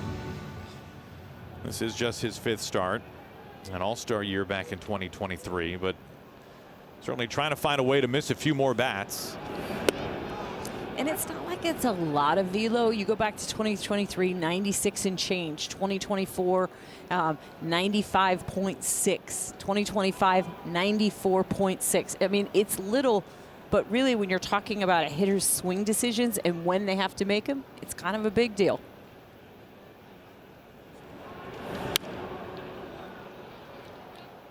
Well, for the first couple of years for Luis, including that first half season after the trade, there was not a pitcher in baseball who got more swings and misses on his fastball than Luis Castillo. And when you put in the movement with the arm slot, the velocity. Garver showing that he holds on to that one for out number 2. An excellent movement on his slider here. And when he is able to pair this kind of movement on the slider, I mean, just back foot against the left-handed batters with that fastball at the top, but he's just got to get that fastball to the top to be able to pair with that. Fastball inside for ball 1. Springer at the plate, 2 outs and a man at second. A lot of changeups today. And we expected that, again, with all of the left-handed bats that are in this lineup. But he's thrown it a handful of times as well to the righties, especially Springer, because he's got such a big swing. In fact, he struck him out in his first at-bat on that changeup. Springer doubled and scored his last time up.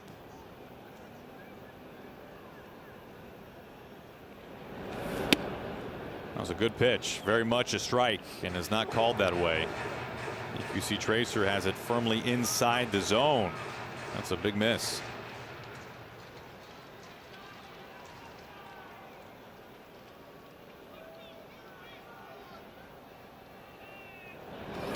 Broken bat, weak ground ball. Dylan Moore charging, throwing off 1 foot. Wide throw, Solano's tag. They got him, and Springer is down. Let's see if he is all right. He says he is. That's a good thing. Springer is out, number 3, and Castillo strands a man at second.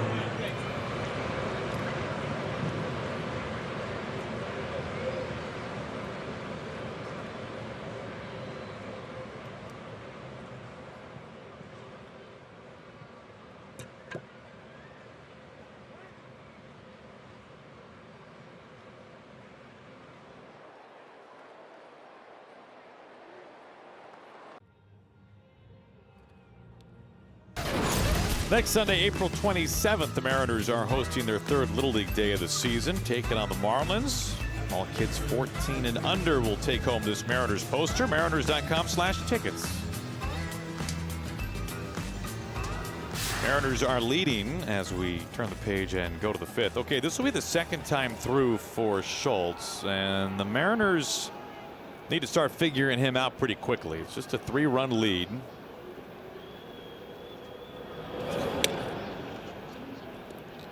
Solano was the first to face him. He struck out in the 2nd. Nearly every out recorded by the Mariners has been on a strikeout today. They have struck out 11 times in 4 innings.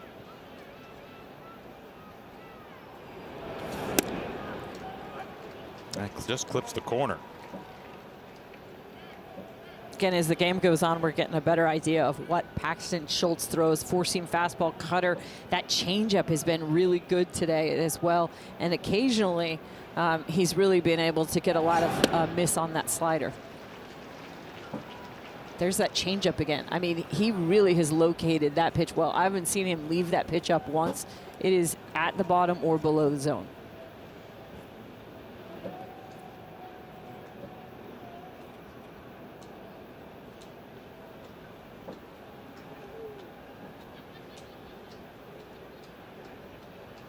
The 1-2. Bichette has it at short. Leadoff man retired. Final day in Toronto. Once this game is over, as always, we will have Mariners postgame presented by Emerald Queen Casino. Off date tomorrow, then a 3-game series at Fenway Park.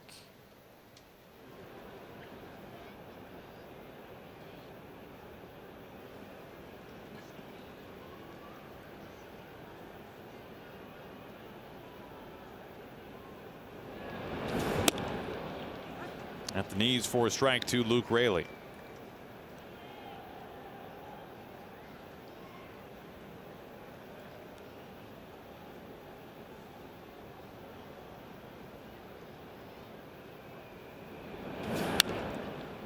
Now, part of the reason why the Mariners want to add on in this game, even if they're able to hold the Blue Jays, my guess would be that Andres Munoz is unavailable today. He only threw 7 pitches yesterday, but he's worked 3 of the last 4 days. I'm sure the Mariners would love to give him today off, coupled with tomorrow's scheduled off day. Bullpen obviously got used a lot yesterday because of 12 innings. Yeah, Vargas as well is another guy that's been used 3 of the last 4 days. There's Munoz. You have Vargas 20 pitches yesterday, working multiple innings, but Munoz has been fantastic. He was in line to work 2 innings yesterday until the grand slam.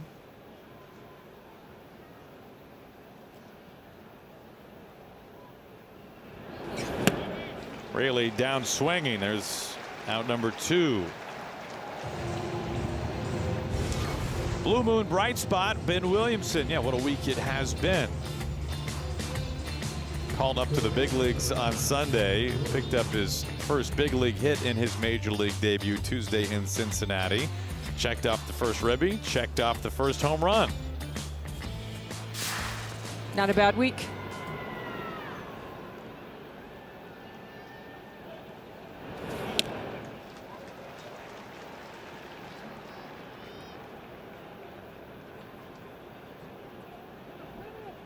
You know, Dan's talked about his message to young kids, you know, once they get called up, is just remembering that it's the same game and not to change anything here. It's not like you get to the big leagues and now everything changes. No, actually everything stays the same, and he's really been able to do that at the plate. He falls behind, no balls and 2 strikes.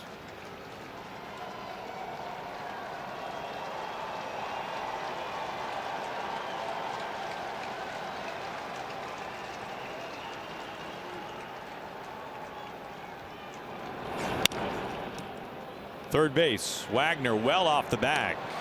That's a good thing Paxton Schultz didn't start this game. He has just carved through the Mariners in long relief.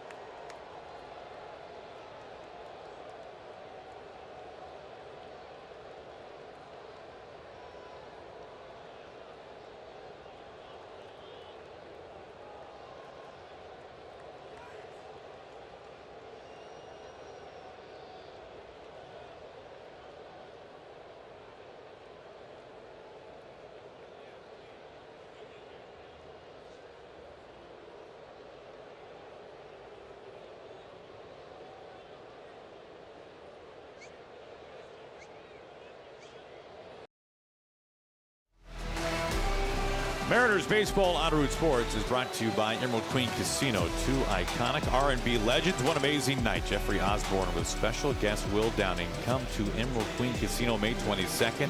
Tickets at emeraldqueen.com. And by Steel. To find your local Steel dealers, visit steeldealers.com. Outside Rogers Center here in downtown Toronto. Rubber game of the series. Addison Barger leading things off. Barger goes after the first pitch.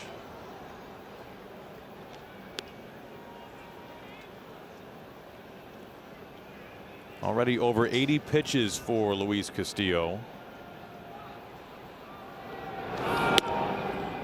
That's another good pitch. He's had a couple of those that have not been ruled in his favor today. And Dan Wilson's got his bullpen up. Colin Snyder beginning to throw. He's kind of turning into the pivot man for the Mariners. And the season did not start off that way in that role for Snyder, but it's kind of evolving to that in some recent outings.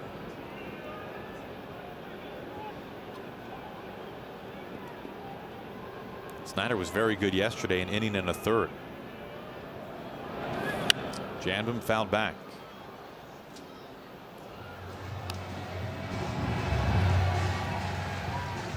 Obviously, Dan would like to get Castillo through 5, and if you're Castillo, you'd like to get through 5 to be in line for the win.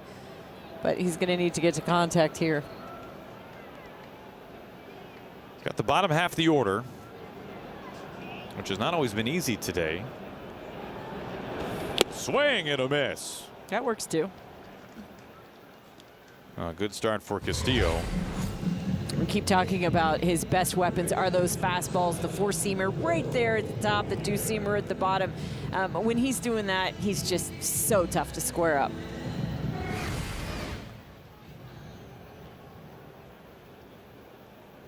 Here is Will Wagner.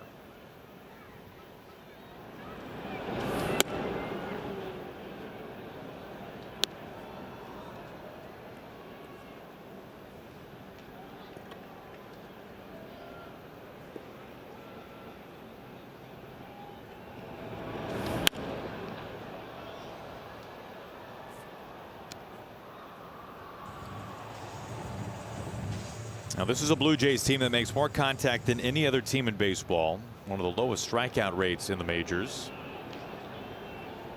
And they've been awfully pesky so far today. Castillo ahead 1-2. Now when he's been able to get that fastball in on a lefty today, it seems like good things have happened.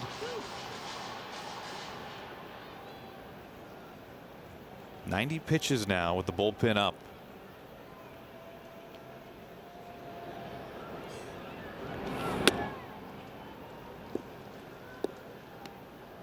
Sure, we've had a couple in the zone that Castillo hasn't gotten the strike call, but he's had a lot outside the zone, like not edge pitches, but when he's missing, he is missing badly.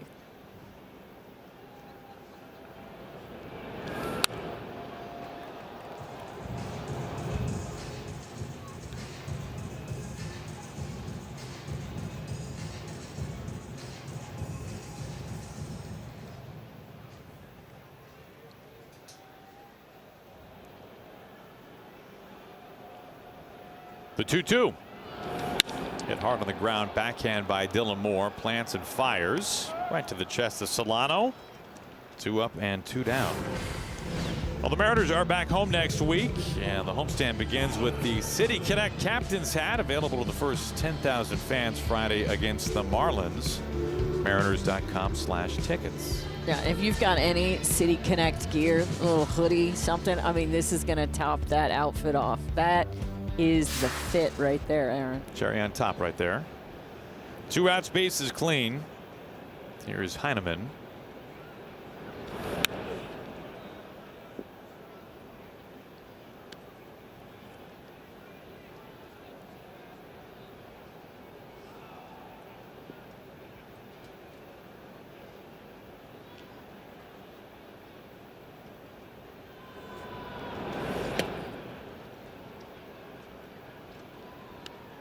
Castillo looking down to the mound after let go of that pitch. 1 ball and 1 strike.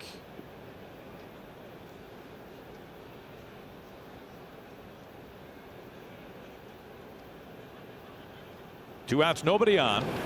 This is roped. That's right on top of the chalk, practically into the corner. Heineman into second. Castillo had a chance at his first 1-2-3 inning today, but instead, another runner in scoring position for the Blue Jays. And I think he was really just trying to pitch to contact here. But Heineman, another, again, axe bat swinger, just yanks this right down the line. And you are right, that is just on the chalk.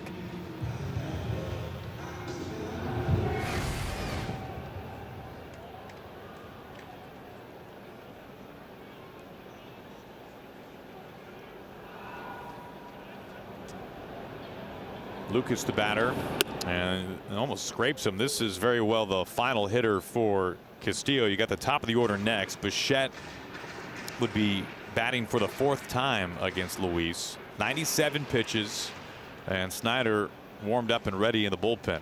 That's what I felt like. Thinking Tyler Heineman was his last hitter, maybe overthrowing just a little bit.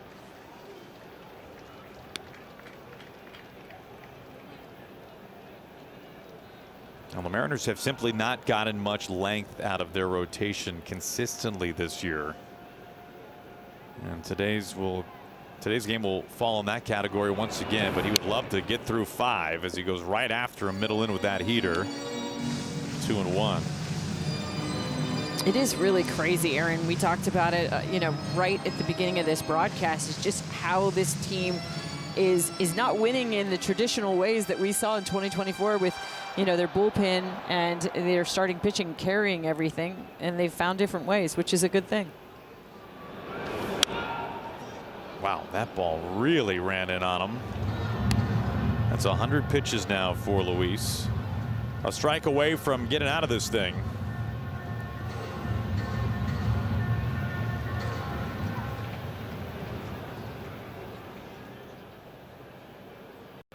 Tying run on deck for the Blue Jays. 2-2. Garver really trying to hold that on the edge, and now a full count. Bichette due up next. Final batter for Castillo.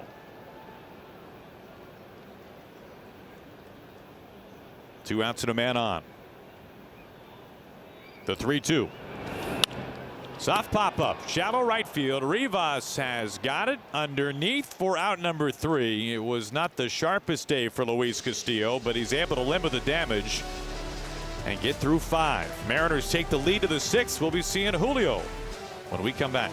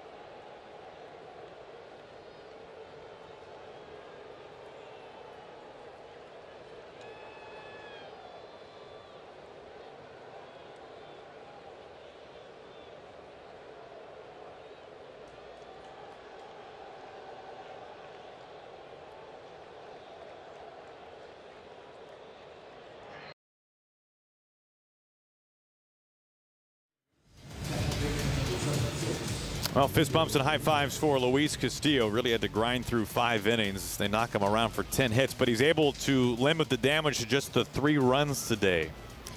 And I know that in today's day and age, wins don't count for what they used to with the starting pitcher. But being able to get through the 5th and being in line for that, I mean, they don't hate it.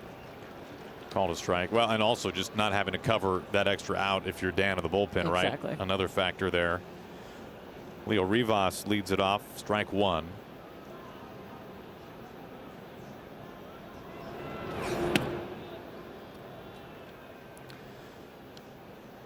Now Schultz has just dominated. 7 strikeouts today. The team record for most strikeouts in a Blue Jays major league debut. Anthony Kay and Trent Thornton. How about that? Trent came up as a starting pitcher for the Blue Jays before moving to the bullpen and then eventually being acquired by the Mariners.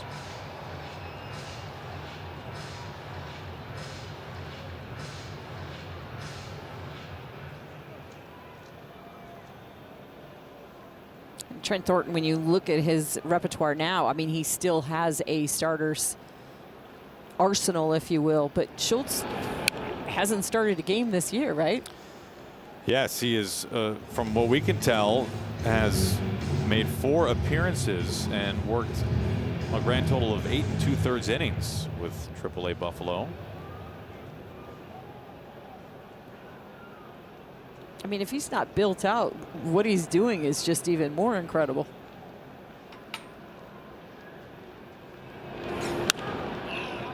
Still 1-2 on Rivas, top of the order next. As you said, good thing he didn't start this game.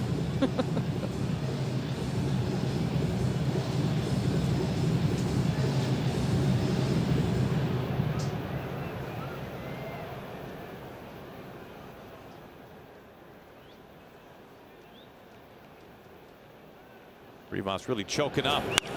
Puts this in play, and it splits the left side. Wagner couldn't get there. And Leo Rivas is aboard. Mariners' first hit since the 3rd inning. And I like the approach. As you mentioned, he's choked up on this, and Rivas always does that. He's looking for bat control, and you see how long he allows this ball to travel. He is not looking for something to pull. He's looking to put the ball in play, and he gets it through on the left side. Here is Dylan Moore. That's funny. Part of it is the situation, right? 2 strikes against the guy who's punched a lot of tickets today. But a part of it too is just has to be just knowing who you are, right? I mean, this is his game. He is not a hit it over the fence, plug the gaps kind of guy. It's contact, try to find some hits, try to get on base. So credit to him on both those counts. Mariners would like to get a little add-on here.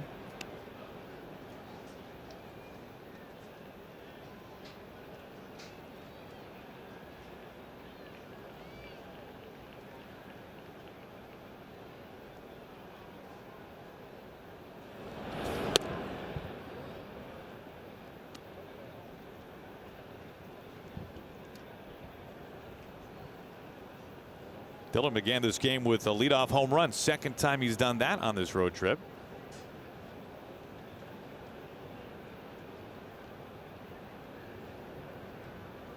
Long hold.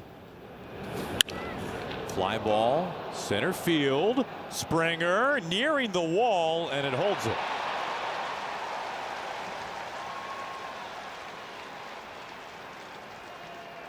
One out, Rivas back to first base. Today's copyrighted telecast is presented by authority of the Seattle Mariners and may not be reproduced or retransmitted in any form. The accounts and descriptions of this game may not be disseminated without the express written consent of the Seattle Mariners. Here's Julio with 1 out and 1 on. Julio's been aboard 3 times today, including a laser double back in the 1st inning.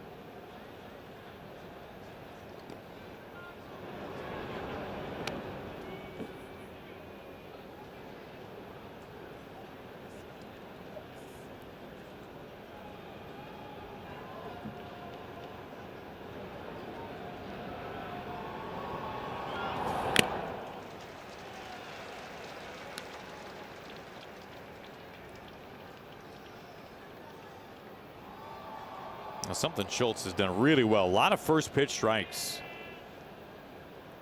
especially the last few innings.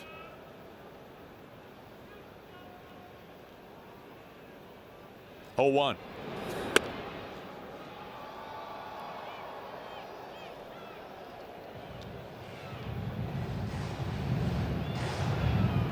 Ethan Lucas went just an inning and 2/3 starting this game for the Blue Jays. The Mariners rocked him for 6 runs. Schultz has been pretty close to untouchable in relief after that.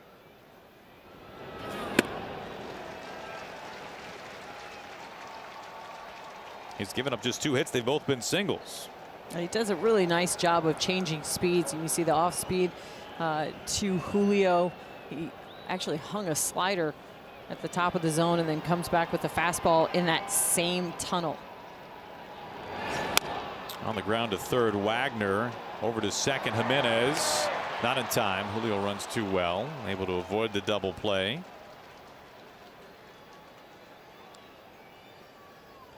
Two outs, Julio at first. There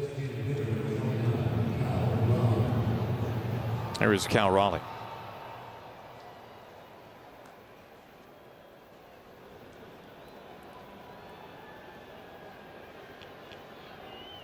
Two down, Julio aboard.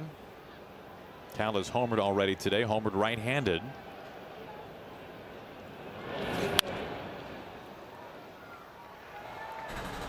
Back to the first inning and Cal's 9th homer this year. This one from the right side, and I will want to watch Lucas's reaction to that one on a loop. I mean, just absolute frustration. He could not get much by the Mariners in that first inning. Julio back in standing. I was thinking that we might not see Julio go unless Cal gets behind in the count, but the Mariners have not been aggressive really thus far. Haven't had a whole lot of chances, but they've had a few and have not decided to try to take the extra base, something we've seen them do a lot on this trip. Nothing in 2 on Cal Raleigh. At this point, I would assume we're going to see Julio try to take second. If he gets thrown out, Cal gets a clean count to start the next inning. If not, he's in scoring position.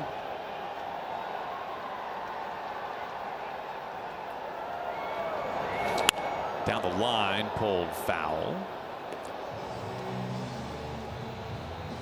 Well, a sight for sore eyes. Somebody warming up for the Blue Jays. Dylan Tate just called up.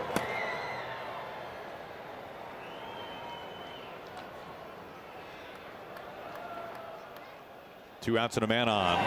Check swing. He does not go.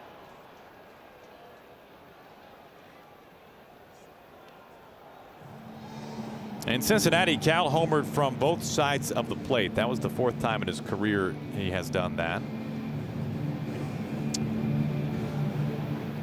Did it twice last year. Has a chance to do that once again today. Cal is another one that once he gets to 2 strikes, you see him choking up for bat control. He was geared up for that one. Pulls it foul. That torpedo bat hasn't been in use long, but it's already looking pretty worn, right? It looks like it's been around for a while. A lot of home runs with that bat already.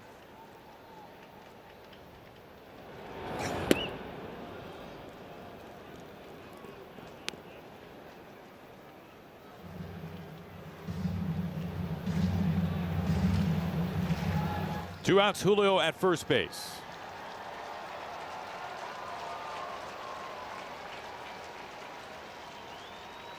On a 2-2. And he put him away. Schultz with 8 strikeouts in long relief. It's a Blue Jays record for a reliever making his major league debut.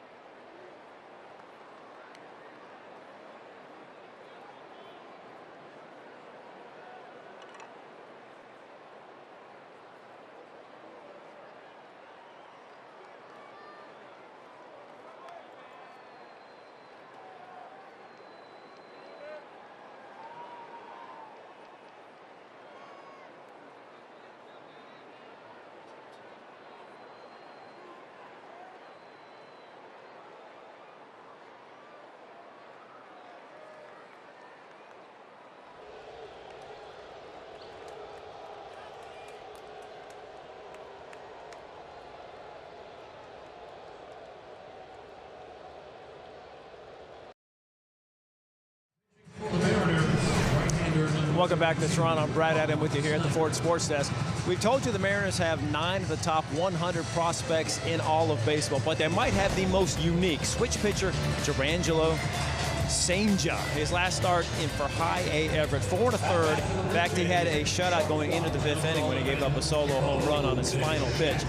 4 1/3, 6 strikeouts, just that 1 earned run. 5 strikeouts right-handed, 1 strikeout left-handed. This is such a special, unique player. President of Baseball Operations, Jerry Dipoto, here, guys, talking to him, and he said that, you know, they just don't know what they have with this guy because it's so unique. There's been really no precedent, no blueprint to how to handle this guy.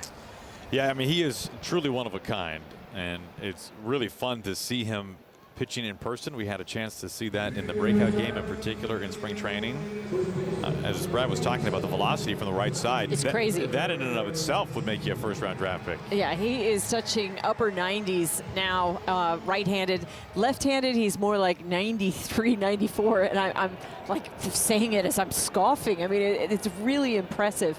And a lot of spin from the left side. But they really are kind of like in uncharted territory with this guy because, you know, yes, you've got 2 arms, but you only have 1 set of legs. So how do they handle sort of his load, if you will, and they're kind of like, you know, pulling it all together with him. Colin Snyder has taken over and is just getting one pop-up after another. He takes care of Bichette and now Vlad. And they've been such tough outs today for Luis Castillo, and we're just yammering on, and Bo Bichette and Vlad Guerrero, who've been torching the ball all over the field, just, you know, just little lazy pop-ups to the infield. 2 outs on 3 pitches. Here is Santander. Snyder worked an inning and a third yesterday in that 12-inning win.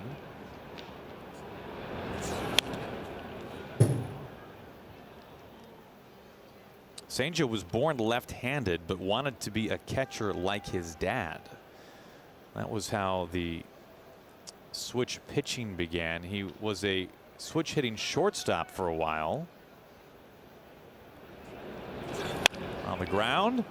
Oh, what an easy inning from Colin Snyder. For the first time today, the Blue Jays are sat down in order, and he does it to the top 3 bats of the Blue Jays.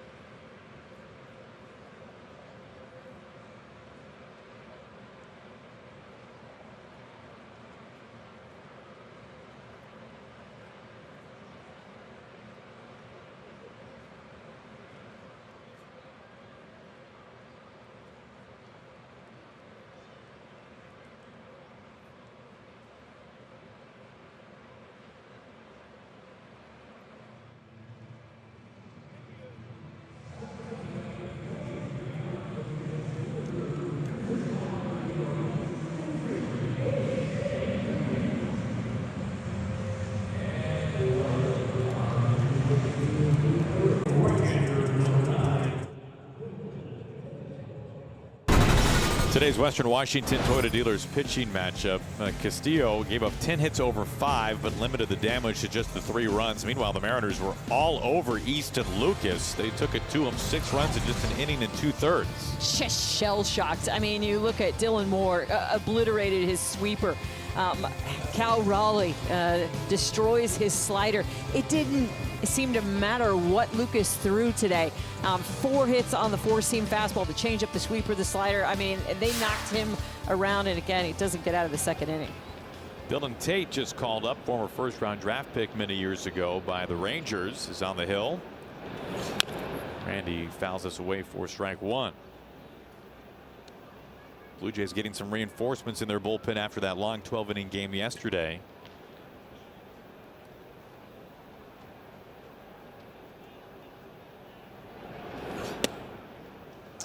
What a debut by Paxton Schultz, though. Major league debut, struck out 8 batters in long relief for the Blue Jays. Over 4 1/3 scoreless. A wave and a miss, and after you got that call on that second pitch, why not go out even farther that time? It's exactly what Tate does. There's so much horizontal movement on his sweeper. You look at where this pitch starts and where it finishes. I mean, this literally looked like it was coming over the plate, and it ends up, 6 balls outside.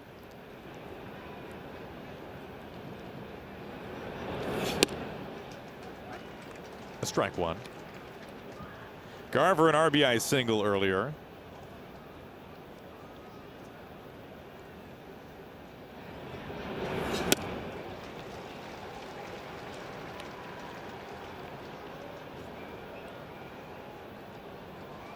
Everything really down with Tate. He's got that sweeper. We've seen that already a couple of times. He's got a sinker as well, and his changeup.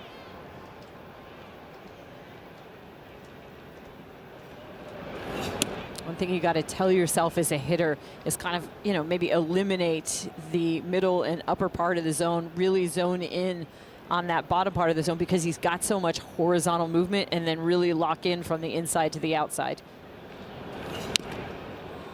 Stays alive.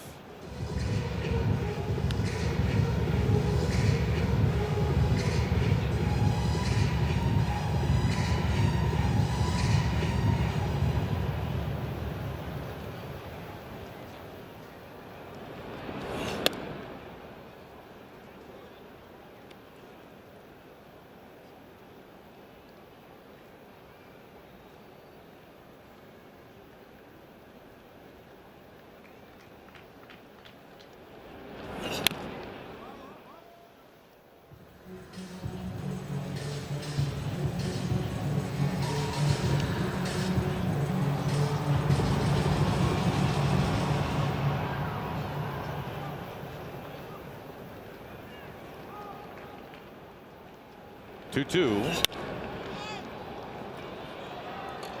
Kind of no man's land. Jimenez called off, and it looked like it hit off his glove as Barger was sliding in. And the Mariners get a base hit out of it. Multi-hit day for Garver. Crushed it. Hey, this is just in Bermuda's triangle, and you see it's off of Jimenez's glove, and Barger does the right thing. If you're the outfielder coming in, you want to go low. You want to slide, and even though he kind of ticks Jimenez's feet just a little bit, that's a much less dangerous way than both of you guys going head to head.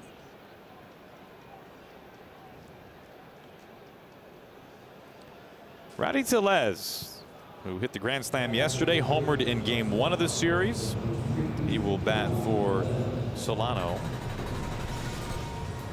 He was smiling just like that after this at-bat yesterday.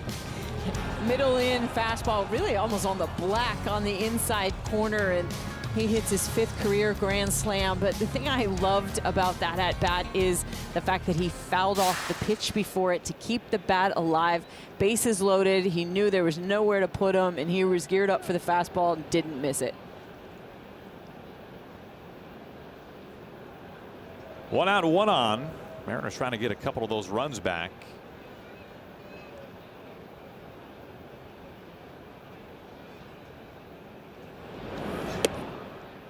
Obviously it's good for the lefty-righty matchup to bring in Rowdy Tellez here, but with the Mariners having the lead here in the 7th inning, I kind of wondered if we were going to see Rowdy at first base too, and dare I say, Aaron, as a defensive replacement.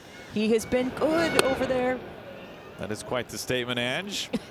That was in the strike zone. And it goes in Rowdy's favor. 2-0. Gets on a good count. No, you're right, though. He has had some nice hands over at first base. Has made some good picks. Picked everything.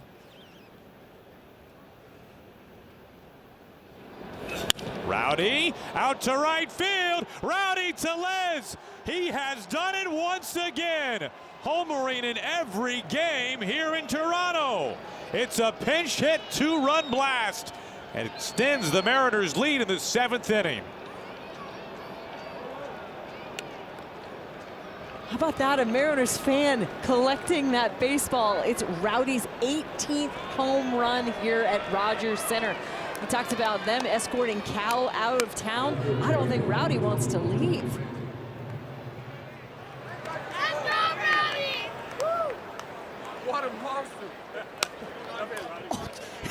Julio hit him like he owed him money. Did you see that? Easy, buddy. Rowdy has made it 8-3 as Raley gets hit. It's on brand right there for Luke.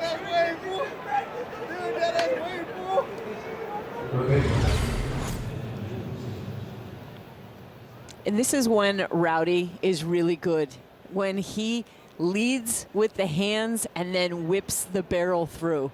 When he's getting that barrel out in front and he's looking dead pull, things get a little sideways for him. He's so strong, so strong.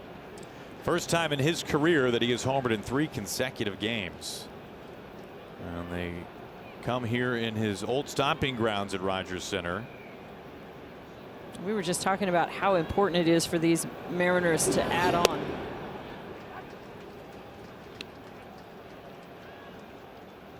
Oh, 2 on Williamson. That's exactly what they needed. Dan Wilson goes to his bench and Tellez comes through for him.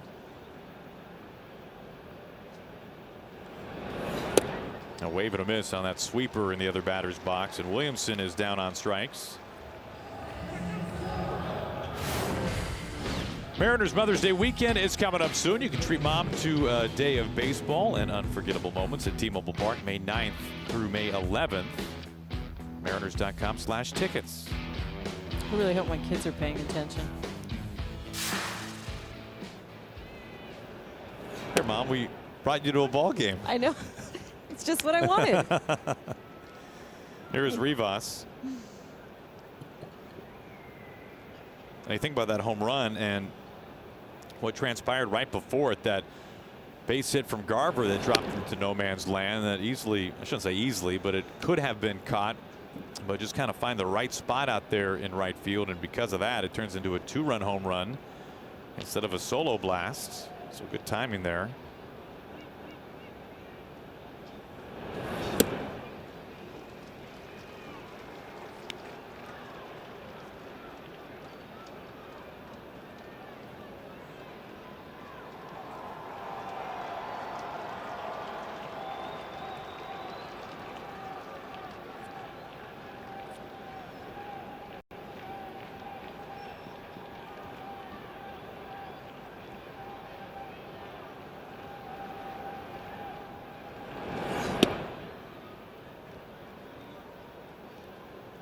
Two balls and 2 strikes to Rivas.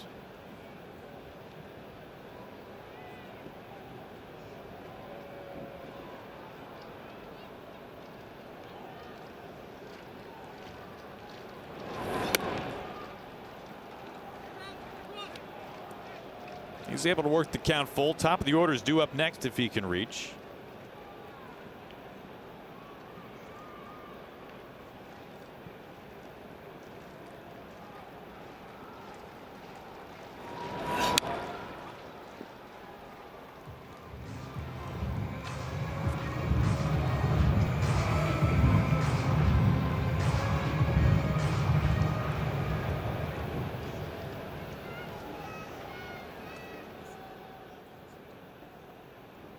Here comes pitch number 7 to Leo Rivas. It's strike 3 called. And that is out number 3. Now Rowdy Tellez has given the Mariners a little bit of breathing room with this pinch hit 2-run home run. He has homered in all 3 games here against the Blue Jays.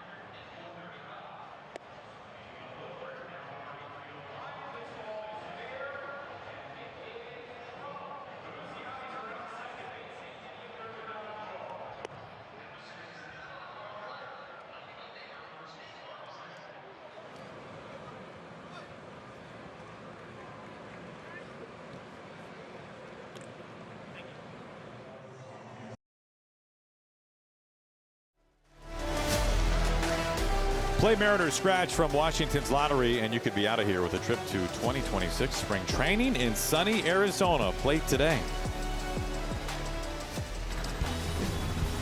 Well, I guess technically you could be slightly more efficient. 5 pitches. I mean, maybe you ran to the fridge, get a little sandwich, and you missed the entire inning. Cutter, he gets to Bo Bichette to pop up, and then the second pitch in the at-bat, he gets Vlad Guerrero to pop up, and then another 2-pitch at-bat, and he gets Santander to roll over to second base. I thought we might see him again, but no, it's going to be Gabe Speier. Now Speier hits Jimenez with the very first pitch that he throws. Beacon Plumbing call to the pen. Gabe Speier on the mound.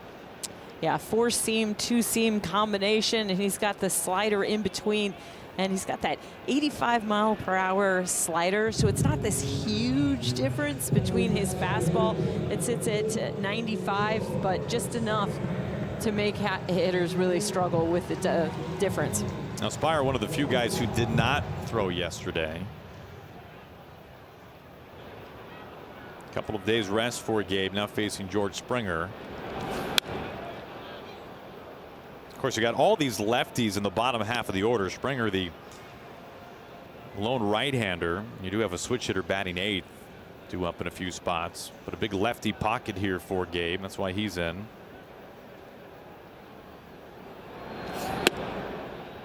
Also, he was warming up when the top half of this inning began, and the Mariners were up by only 3.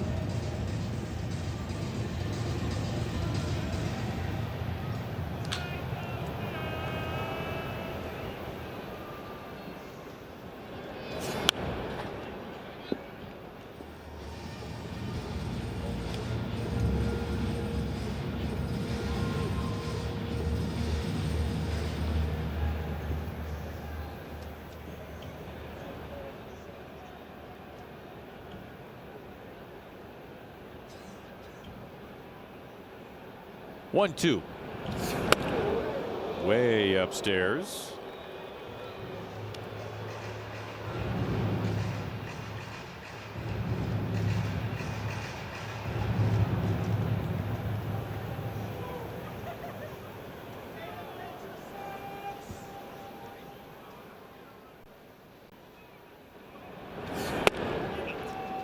Two really big misses there from Gabe. You don't see that a whole lot.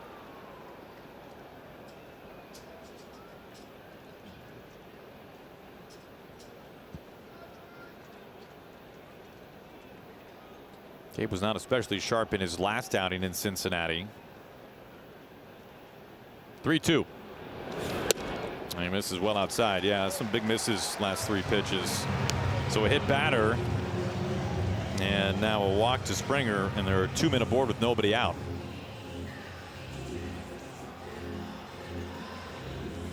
Dan talking things over with pitching coach Pete Woodworth and Trent Blank. And Pete's going to the phone. So now John Schneider is going to his bench. Miles Straw is coming off the bench to bat for Barger. And you want no part of a lefty going against Speier. So here's a right-handed hitter in Straw. There's a strike on the outer edge.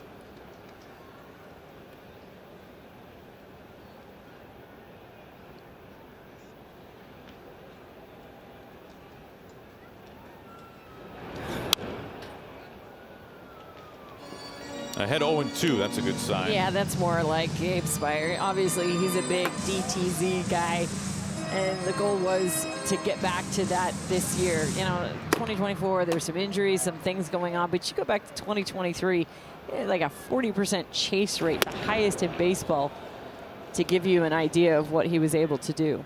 Well, he takes care of Straw on 3 pitches.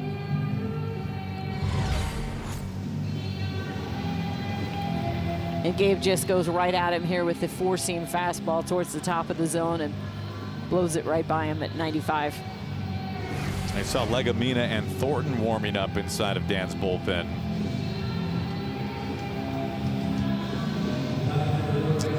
To the bench again, Ernie Clement. Batting for left-handed hitting Will Wagner. right back up the middle. Sound like it definitely got a piece of the glove from Spire. The throw is in time. Well, that's not an easy play from Dylan Moore. Really slowed it down. No, it was sort of bad luck, if you will, because I think that if Gabe Spire doesn't get a piece of this, then it gets to Demo behind the plate, and he probably easily turns that double play, and instead the Mariners are only going to get one. But yeah, you see he just reacts to it. But now Demo, instead of coming across to second base, he's got to actually come towards it in on that infield, and his only play is at first.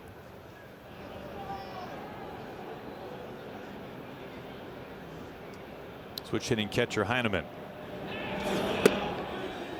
There's a strike. Good, and that's the difference in these last couple at bats is Gabe Spire just being Gabe Spire. Get first pitch strike.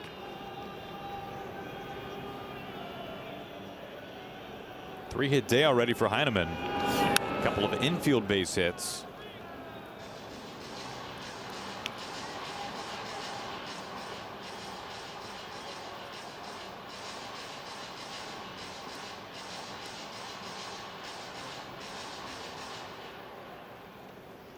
Jimenez at third, Springer the runner at second base, 2 outs and 2 on.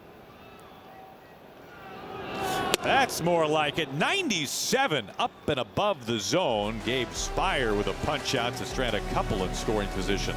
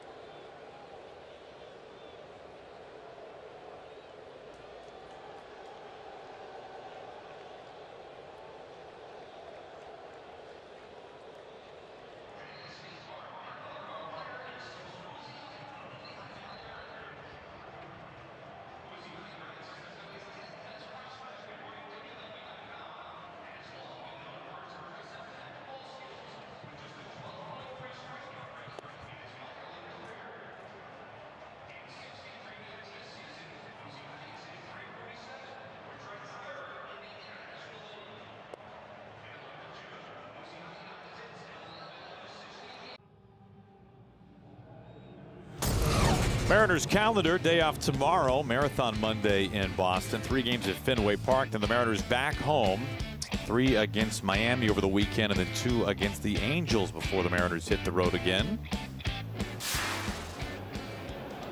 Dylan Moore takes just off the plate. It is strike 1. Top of the 8th inning.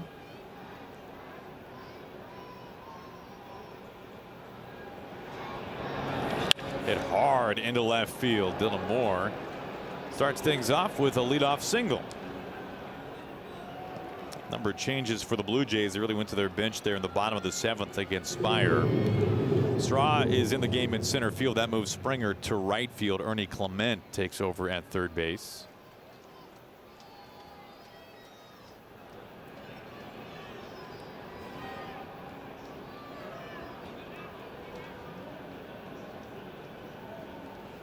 Leadoff man aboard in front of Julio. Looking for his second hit today. All right, if I had told you that in the 8th inning of today's game, I love these games. Go. the Mariners would have struck out 18 times and that the Blue Jays would have had 20 at-bats with a runner in scoring position, There is a 0% chance that you would say the Mariners are winning. They're getting killed, right? I mean, that's the only thing. I mean, that's the only outcome. Those numbers sound like an utter blowout.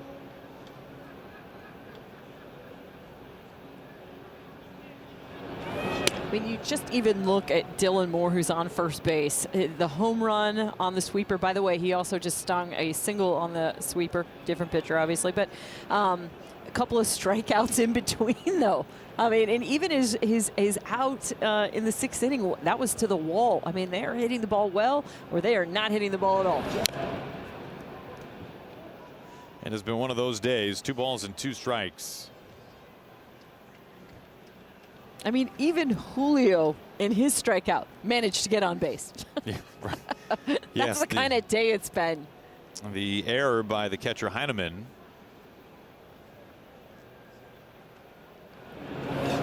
Off the end of the bat, popped up. Jimenez waits for it at second base. Cal homered back in the 1st inning. 111 off the bat. It was smoked off the ribbon board out there in left field. Nearly 400 feet. It's the kind of hitter that when he comes up to bat, you guys want to talk about it. Well, we've got a pitching change. Schneider's going to his bullpen with 1 out and 1 on the 8th inning.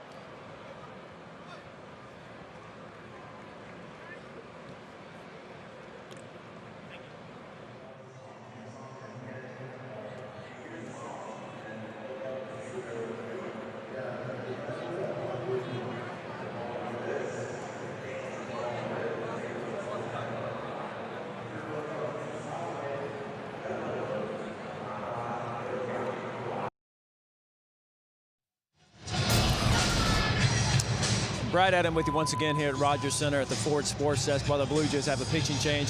We can talk about more minor league pitching for the Mariners. Yes, another top 100 prospect new to the list, Ryan Sloan, number 83 now. He's had just 2 professional appearances for Modesto, 7 strikeouts in 3 2/3 innings. 2nd round pick out of high school last summer. So they went switch pitcher and then high school kid. And Aaron, as you know, they like him a lot. A big kid, a big arm, a lot of upside with him. Yeah, 6'4", 220.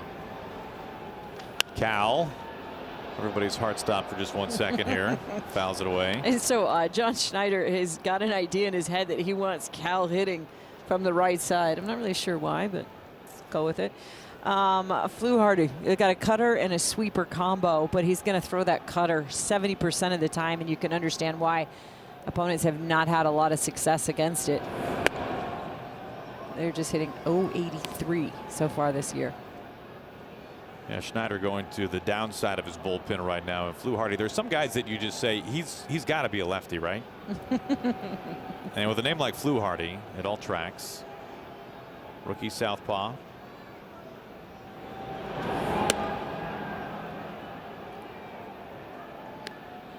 Two balls and 1 strike to Cal.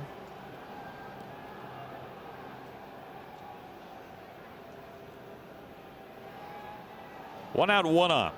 Dylan Moore at first base. All right, so I asked Cal last year. I said, man, we all know about you just crushing the Blue Jays, especially it seems like in Toronto. He's had some big home runs. I said, is you have any reason for this? Is there anything you can explain this by? And you know, we know this. We've asked enough players these kinds of questions over the years that there's almost never an actual answer. It's just, it's a baseball thing, right? And he said, yeah, I got something. Chicken fingers. He said the chicken fingers. That's why I heard you walk into the clubhouse today and go, chicken fingers? And I'm like, Aaron's off his rocker. What is he talking about? Go on. He said the chicken fingers at the team hotel are the best chicken fingers I've ever had in my life, and I eat them every day. Now here's the issue. The Mariners switched team hotels last year. So there was a great concern, not in Canada, but way back home in the Northwest, that maybe the home run magic for Cal at Rogers Center would disappear. Well, I think the performance speaks for itself. Dylan Moore's taken off. The throw, the tag by Jimenez. It's there in time. It's a strike him out, throw him out, double play. Heineman on the money. So, I don't know. I did ask him if he Ubered over to the old hotel for chicken fingers, and it hasn't happened yet. Maybe that's not the reason after all.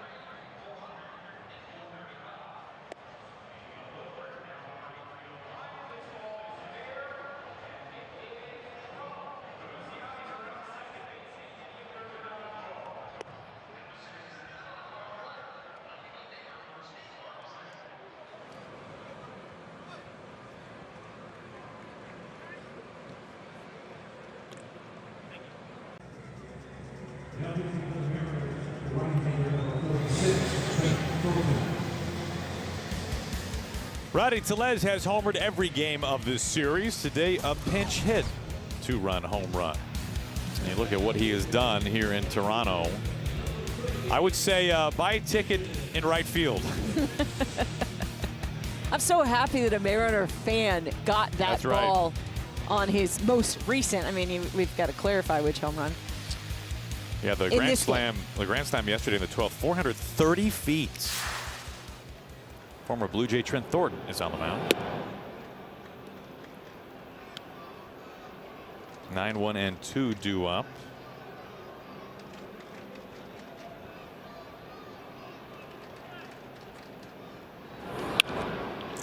This is into very shallow center. Dylan Moore can't get there. Very tough play, and Lucas is aboard with a leadoff single. Dylan Moore, you know, spends some time in the outfield, and look at drop step, goes back on this ball so well. Sometimes I just kind of shake my head at infielders going back on balls, but Dylan Moore with a great angle, just over his reach.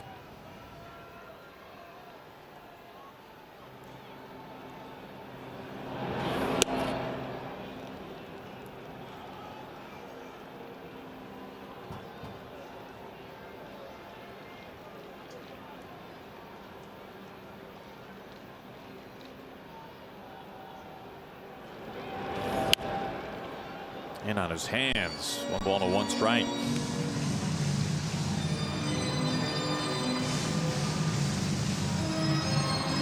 Now Trent Thornton really developed that sweeper pitching here for the Blue Jays. He broke in as a starter back in 2019.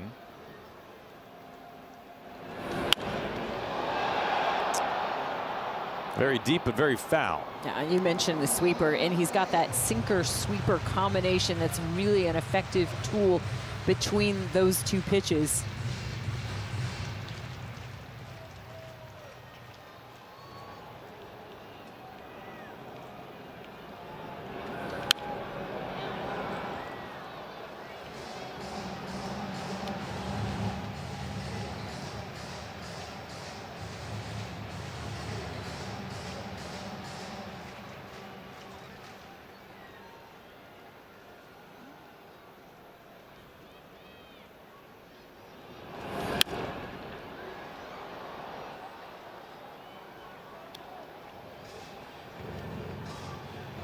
Still 1-2.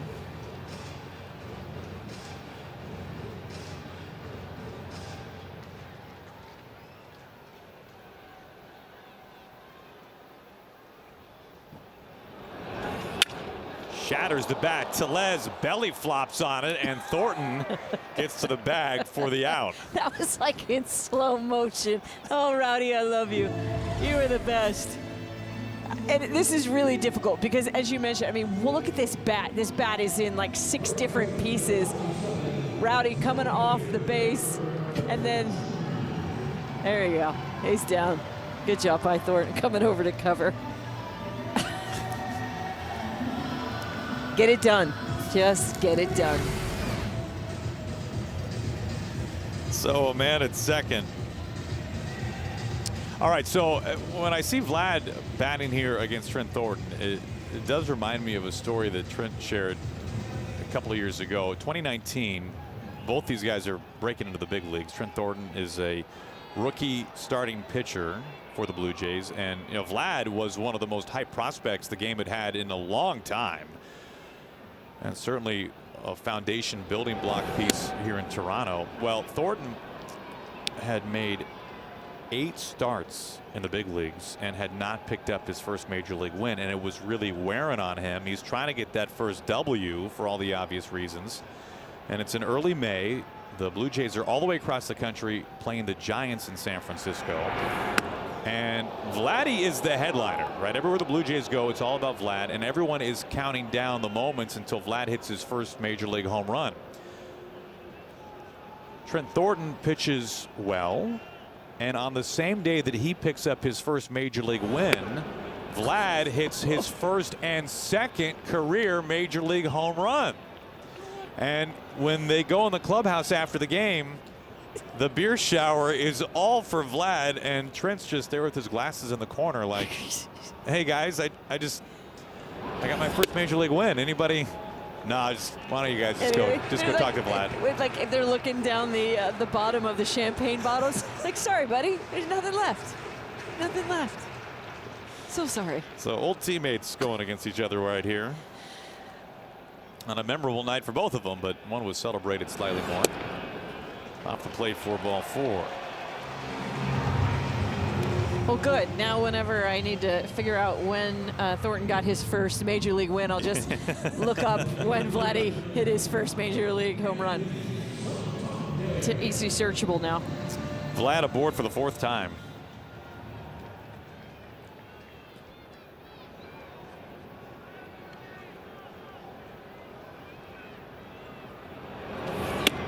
Santander up and in.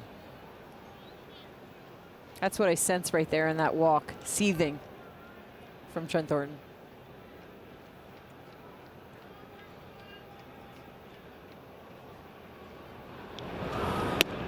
That's on the outer edge, back doors that pitch for strike 1.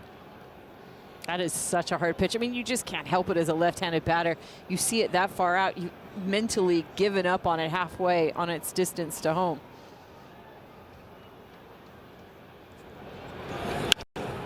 Rivas, Dylan Moore, plenty of time for the double play. On to the 9th. Mariners in command.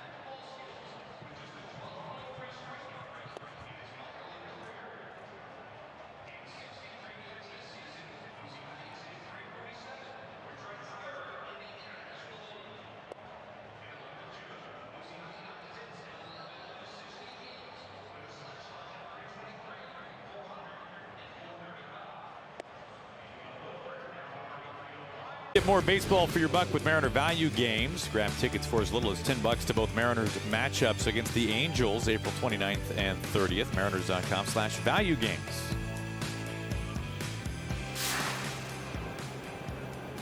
Rosarena at the plate.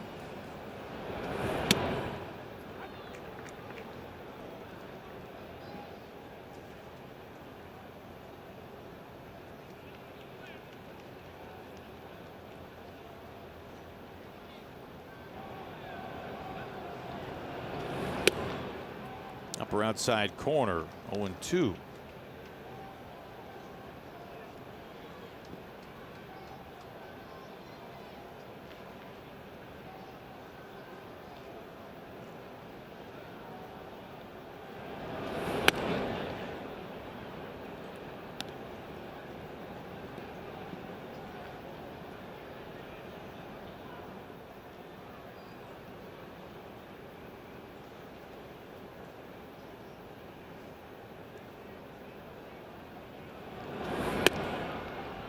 Whoa, yep, that's what the Blue Jays are thinking.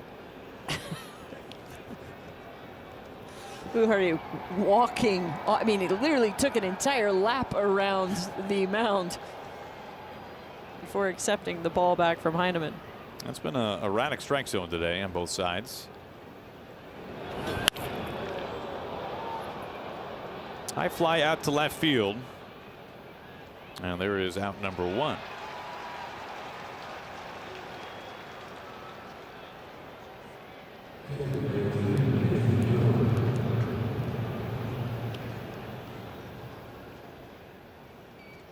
Now the Mariners got things going early in this game. They scored 6 runs in the first 2 innings.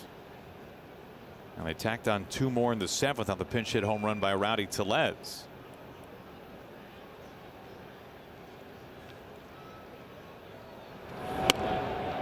Called strike.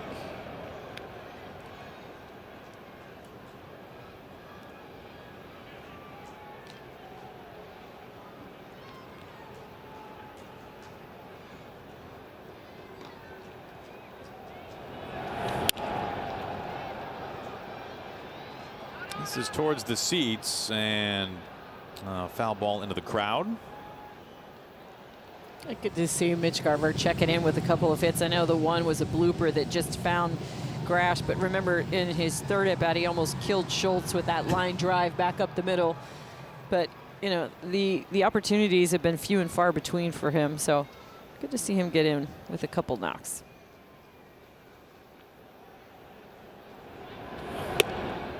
Yeah, hit one 108 practically off the pitcher and then was thrown out at first base. Fortunately, Schultz was all right, knocked it down with his glove, at least got enough of his glove on it.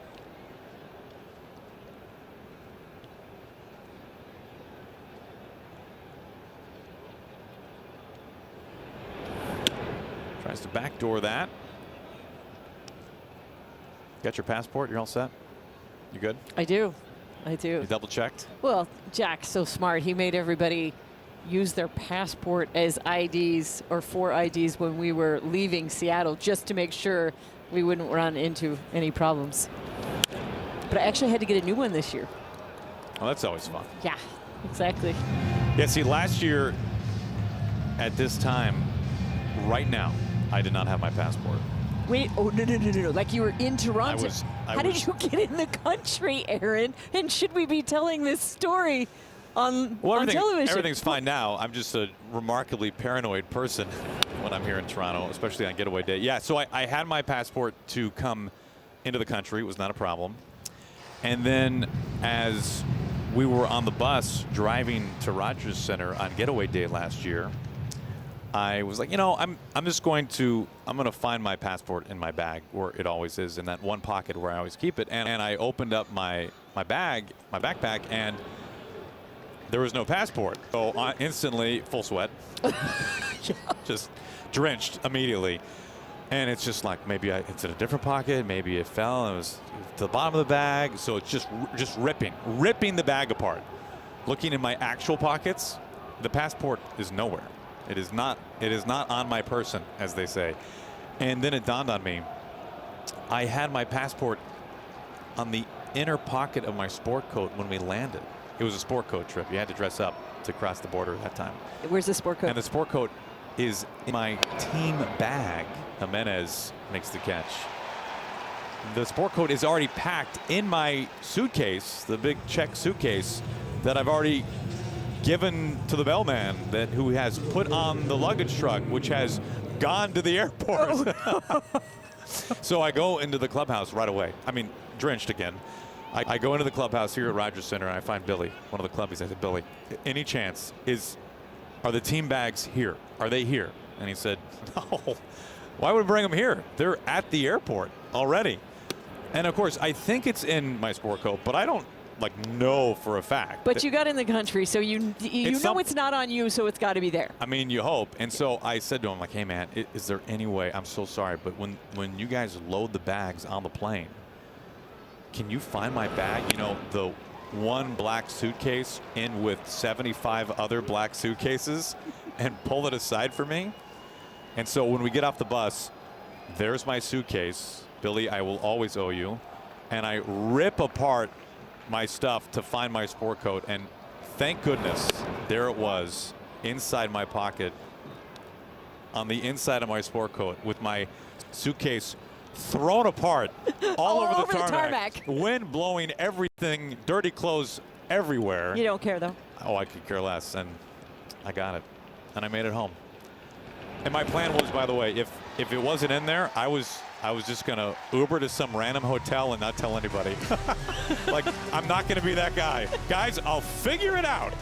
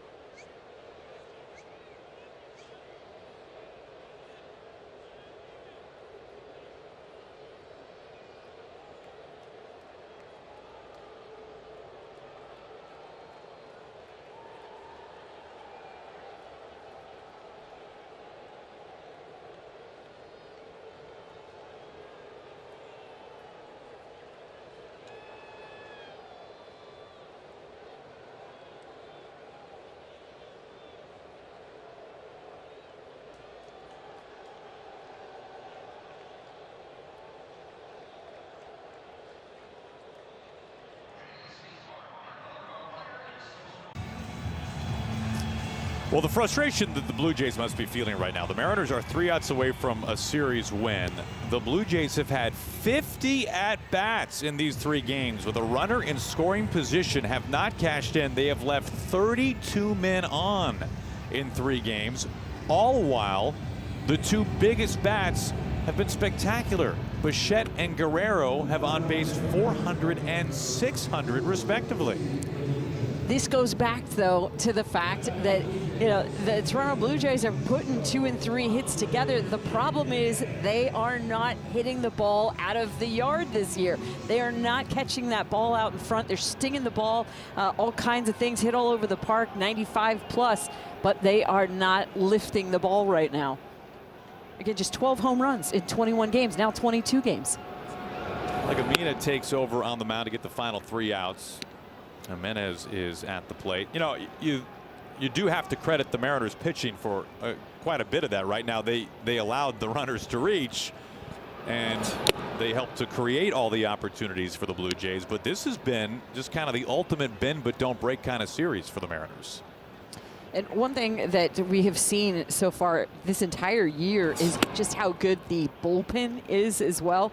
Mariners pitchers coming into this one 9th inning or later have posted a 1.71 earning. I mean, in late innings, that's really impressive. Fastball middle in at 95. We saw some 96s from Legumina his last time up on the bump. He's just a kid you root for. You love his story. You love what he's doing. Happy for all of his successes.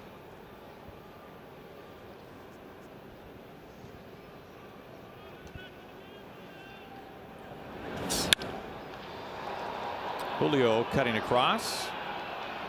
1 out.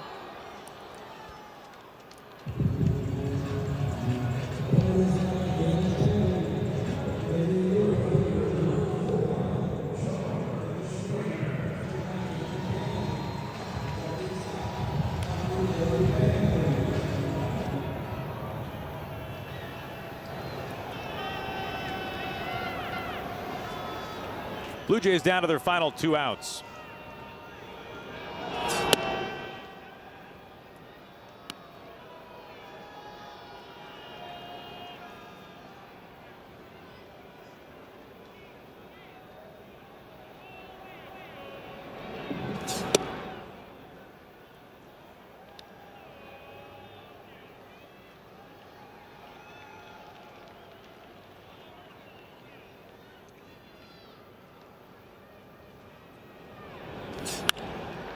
Popped up.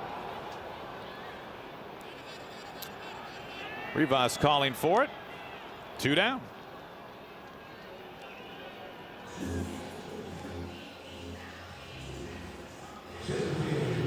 There comes Straw, who began the game on the bench. It has been a series of wasted opportunities for the Blue Jays. And after a Game 1 win, when they held the Mariners to just a single run, the Mariners have come back and scored 8 runs in each of the next 2 games. Well, Tellez is on the warning track, and Rowdy into the net. Does he catch it clean? He does. And that's how it ends. The Mariners post 8 runs for the 2nd straight day in Toronto, and they have won their 4th consecutive series. Rodin, no match for Rowdy Tellez. He ran into him yesterday at first, and neither is the net. Nothing can stop this man right now. A really nice catch right there by Rowdy Tellez, running out of room. Well, that is how it ends today.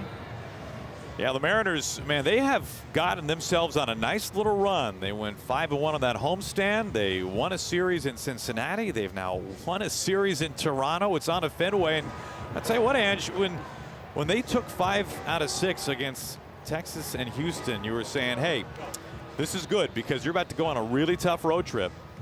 And obviously, you go all the way across the country. You play 2 teams in the American League East, plus the Reds, and that's one of those road trips you're hoping just to get near 500. And now the Mariners, well, they've taken the first 2 series on this trip. Yeah, and 4th consecutive series, and that's what you want to keep doing. You're not going to win them all. You've got to continue to win series. And we looked at Cincinnati as like being like, okay, they got to win this one because we knew this series against the Toronto Blue Jays and the Red Sox were going to be tough. And here they are, to your point, that they've taken the first 2 on this road trip. Luis Castillo got to start today. This was, we talked about a bend but not break series for the Mariners. This was the story of Luis Castillo's day. There was traffic all over the place against Luis. In fact, he had to face 17 at-bats with a runner in scoring position in 5 innings, and yet he limited them to just the 3 runs. Yeah, he had to throw 102 pitches to get through 5 innings.